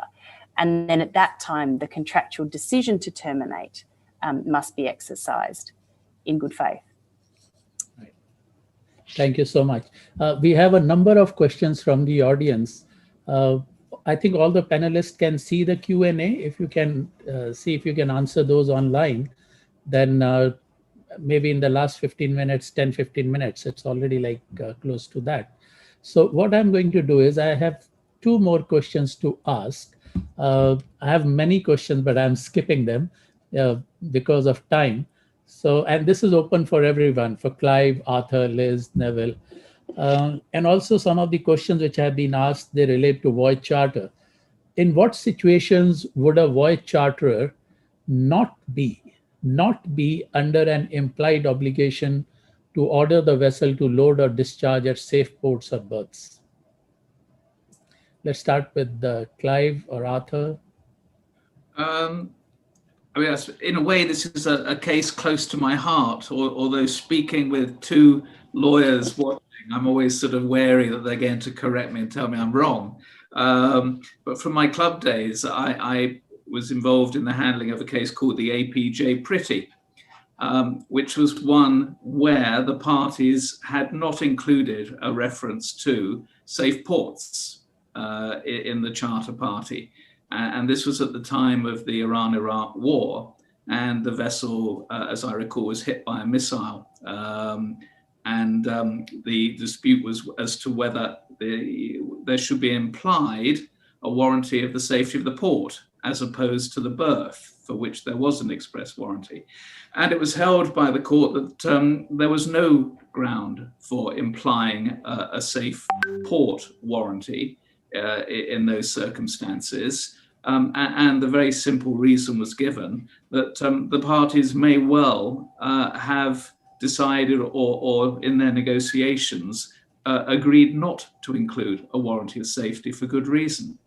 To my understanding, there is no inevitable ground for implying a warranty of the safety of a port in a voyage charter. Is it an absolute warranty, or it is of reasonableness, as we saw in the Ocean Victory case, the one from Saldanha Bay to Kashima, which broke into two? Mm. So that was another very interesting case. Okay, I think for some yes, can I please. just come in, Jagmeet? Sure. The one that Clive was referring to is on a time charter, and possibly it's just as interesting when you're looking at safe berth, safe port, implied safe berth, safe port under voyage charters. And a recent one on this is the Reborn, which is quite interesting. Where in fact safe wasn't mentioned, it was the port name that was given, and the charterers gave a berth within that port, and so long as the berth, it was held that so long as the berth was deep enough to handle the ship, that was fine. And it was actually held that the greater the liberty in choosing the ports, the greater the need for implication of a warranty of safe port. So if the charter has a very wide range of ports that he can nominate for the ship, then the more that there is a chance for implication of warranty of safety.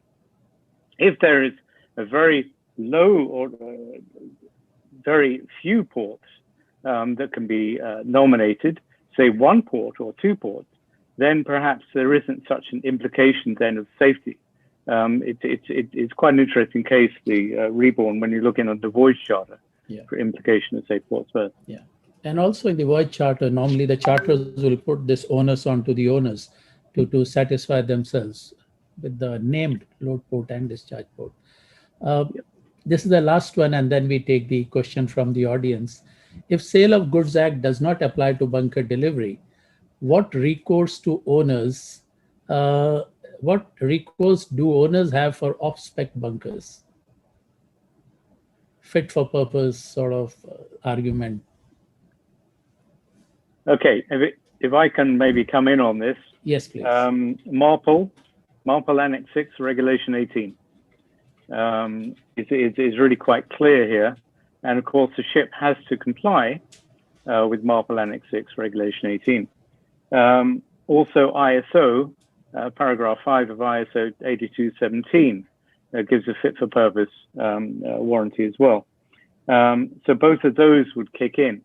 It's quite interesting that the BIMCO, when you're referring to bunker clauses, the BIMCO bunker terms 2018, which were developed after the Res Cogitans, expressly excludes the Sale of Goods Act.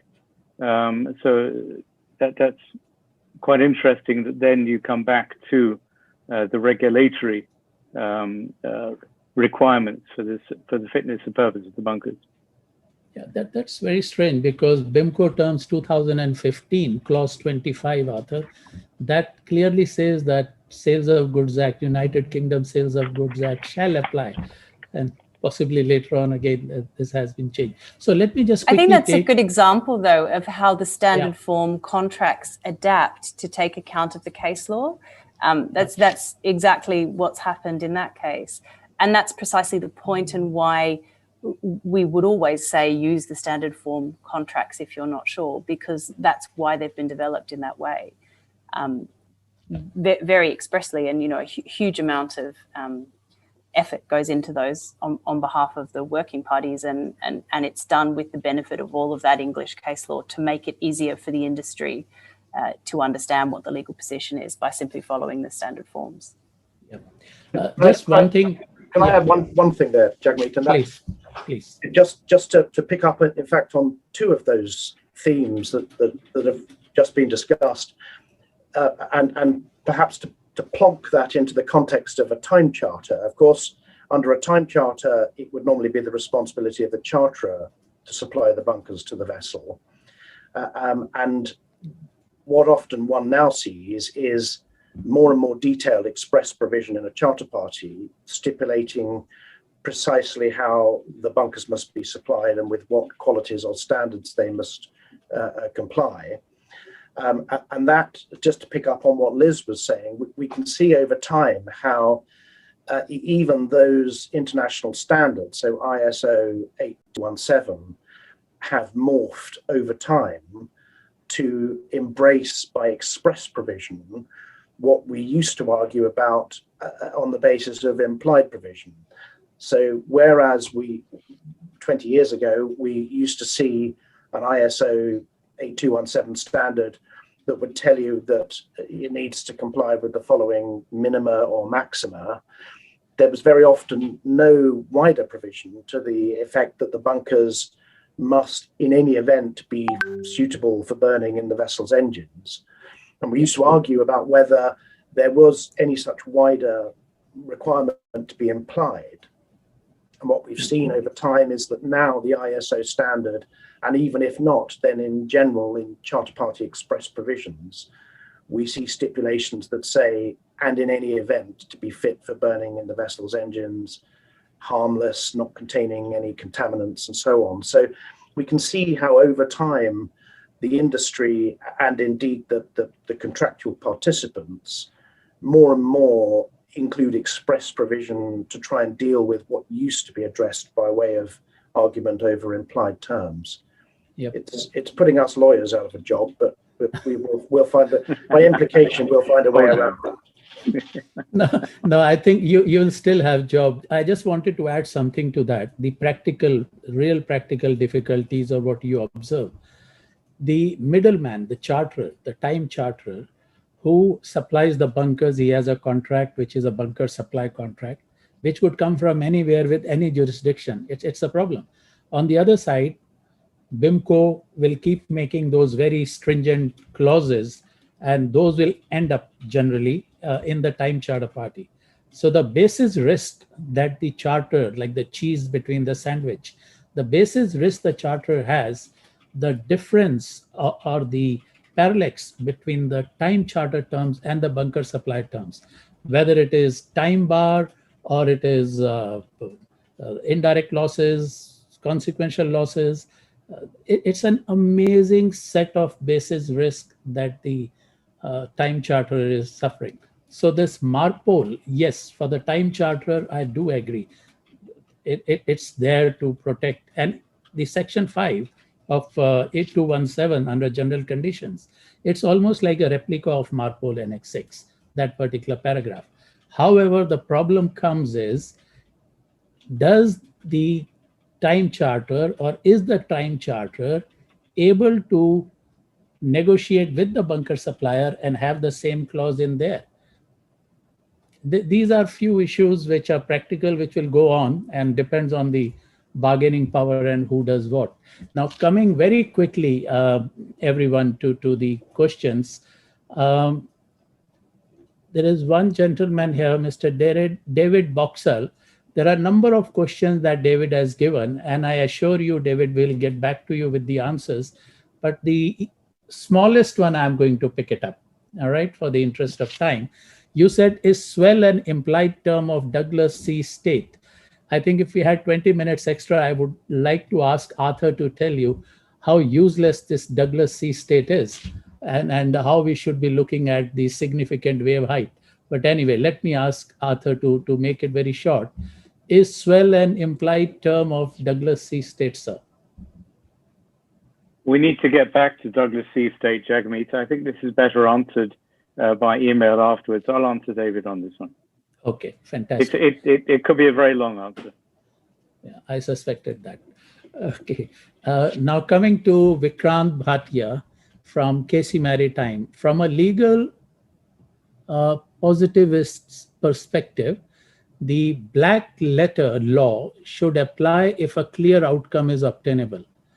The reasonableness definition is always subject to discussions and interpretations. Liz and Neville, if you can handle that, please. I would always agree that, I would always agree that black letter law, if that is intended to connote clarity in express provision, is always going to be preferable in seeking to achieve certainty than anything that involves an assessment of reasonableness. And indeed, one sees that the strong drift of modern English law on construction and interpretation of contracts is now very much to that effect. So we are now told by the Supreme Court, on the basis of a slew of relatively recent decisions, Rainy Sky, Arnold and Britton, Wood and Capita, we're now told that, as it were, the construction of contract is an iterative process. In other words, it involves a number of elements, and one keeps referring back to the words of the contract, the underlying context, in order to test, as it were, each stage of the analysis. But the starting point, in effect, the fundamental starting point, is to give the words of the contract that the parties have chosen to use their obvious and natural meaning. And only if there is genuine ambiguity as to what those words mean, or unless they produce an outcome which is so patently absurd that no reasonable commercial party can have intended it, do you then look, as it were, to try and go beyond that and stretch the context? So I think the reality is what one might call a black letter analysis is always going to be preferable if it produces a clear meaning which is obviously consistent with commercial common sense. We're not allowed now to invoke commercial common sense, as it were, with hindsight, as a sort of bootstraps argument, to give a contract a meaning that we as a tribunal or as counsel perhaps think it should have. We have to bear in mind that the parties may not have intended it to have that meaning. They may have intended it to have what we greet as an uncommercial interpretation, or because of differences in bargaining position, one party may simply have agreed to accept a risk that 5 years down the line, we as a tribunal think, well, we wouldn't have done that. But we have to weigh in the balance that that's what might have been intended. So I think the reality is black letter expression and black letter interpretation is always preferable, provided that the answer is sufficiently clear and provided that it is clearly consistent with commercial common sense. Without question, once you get into questions or issues of reasonableness, you are plunging yourself into an area of uncertainty, which is great for lawyers, but it's not great for commercial parties. And the way that the law approaches it always is to say, well, whatever is consistent with certainty is likely to have been what commercial parties were striving for. I think that's really interesting when we think about black letter law, specifically in the context of shipping and maritime contracts. I think there's another layer that we can add to the analysis, simply because a lot of these contracts are very extensively negotiated by commercial people with a very large amount of experience in the trade and in what they're doing. So on the face of it, there is a strong argument that maritime contracts should mean what they say, because that's what the parties intended them to mean, because there is a language that goes with the trade that has quite clearly understood definitions. But on the flip side of that, I think we shouldn't be afraid to imply terms either, because the reality is, as we've looked at, ships are movable assets that are trading around the world and subject to different jurisdictions and eventualities. And there's just simply no way that we could ever draft a contract that could cover every single eventuality, because then we'd be writing a maritime law textbook. We wouldn't be drafting a commercial agreement. So when I say we shouldn't be afraid to imply a term, I don't mean that we should imply it unnecessarily, but I think it's not a pleading of last resort, in the sense that there certainly are eventualities that the parties must have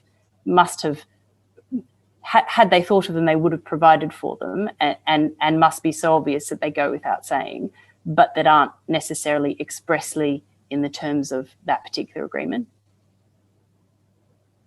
Right.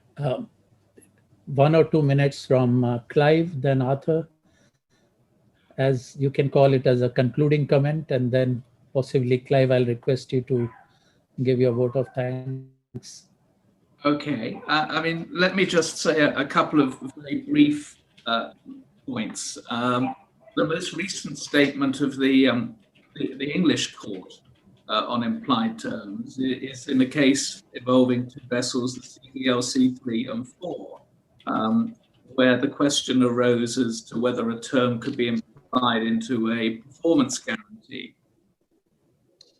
And Mrs. Justice Cockerell slapped down the arbitrator there for implying a term that where you have a performance guarantee, that precludes a right of arrest, by saying, with due respect, while due respect must be given to commercial arbitrators, they're not generally appointed to impose their value judgment on the parties or to rewrite their contracts for them. So we've been told very clearly that although there's a place for implied terms, we have to be very careful in how we exercise the right to find in favor of implied terms. Now, as I'm closing, I will ask sort of switch over to Arthur, because you invited his comments as well. Thank you. Yeah, I have very few comments. I was going to raise exactly the point that Clive. We do have to be very careful as commercial arbitrators when implying terms, and it's really to give business efficacy to the contract. In other words, the contract would not be able to stand without it. One charterer that I worked with, that I was supervising a while ago, was very proud of the fact that he came up with a charter party with terms that were contradictory and really didn't mean anything. Because he said that he could imply anything he liked into those terms and push it to an arbitral tribunal and probably get away with some of it. I do hope he's not working in shipping anymore. I really had to take him to task on that, but he was convinced that he was doing the right thing, and also because charterers generally do tend to have the upper hand in contract negotiations. And I think he was also feeling that if he pushed it very hard, the owner might just give way on some of these things and not actually take it to arbitration. But I should have kept a copy of that contract, because I think it would make a good reading for young lawyers to see how not to do it. Anyway, I'll hand back to Clive for his closing remarks. Jagmeet, it's okay. Well, by way of closing, I'll keep it very brief because I know it's quite late in the day for many people watching. Really to extend my thanks to everybody who has participated in this webinar, whether as a panelist, and I certainly thank them each, but also to everybody who's watched and stayed, lasted the course for this webinar, which I think has raised some very interesting points, and I hope has stimulated some sort of thoughts and maybe encourage people to go away and look at things in a rather different light. What is very encouraging about the webinar is the response in terms of questions that have been raised. Now, unfortunately, we haven't had the chance to get to all of those, but we will, I promise you, make a note of all of the questions and endeavour to send replies to them by email. So on that point, and with particular thanks as well to Jagmeet and the Institute of Chartered Shipbrokers in Hong Kong for arranging the webinar. I would say enjoy the rest of your day, and we look forward to joining you for hopefully future webinars on similarly interesting subjects. Thank you all very much. Thank you everyone very much, and good evening. Thank you, Liz. Thank you, Neville, Clive, Arthur, and I'll come to Puneet by call. Thank you so much. Bye-bye. Thank you. So I'm going to stop the webinar now, and I wish everyone a very good evening.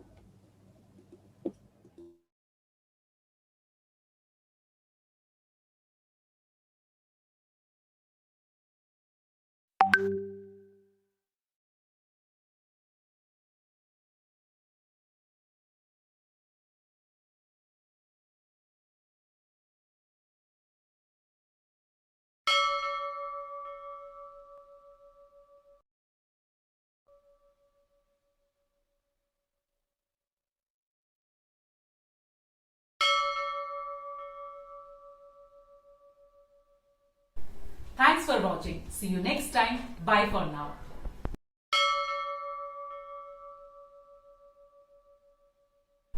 Thanks for watching. See you next time. Bye for now.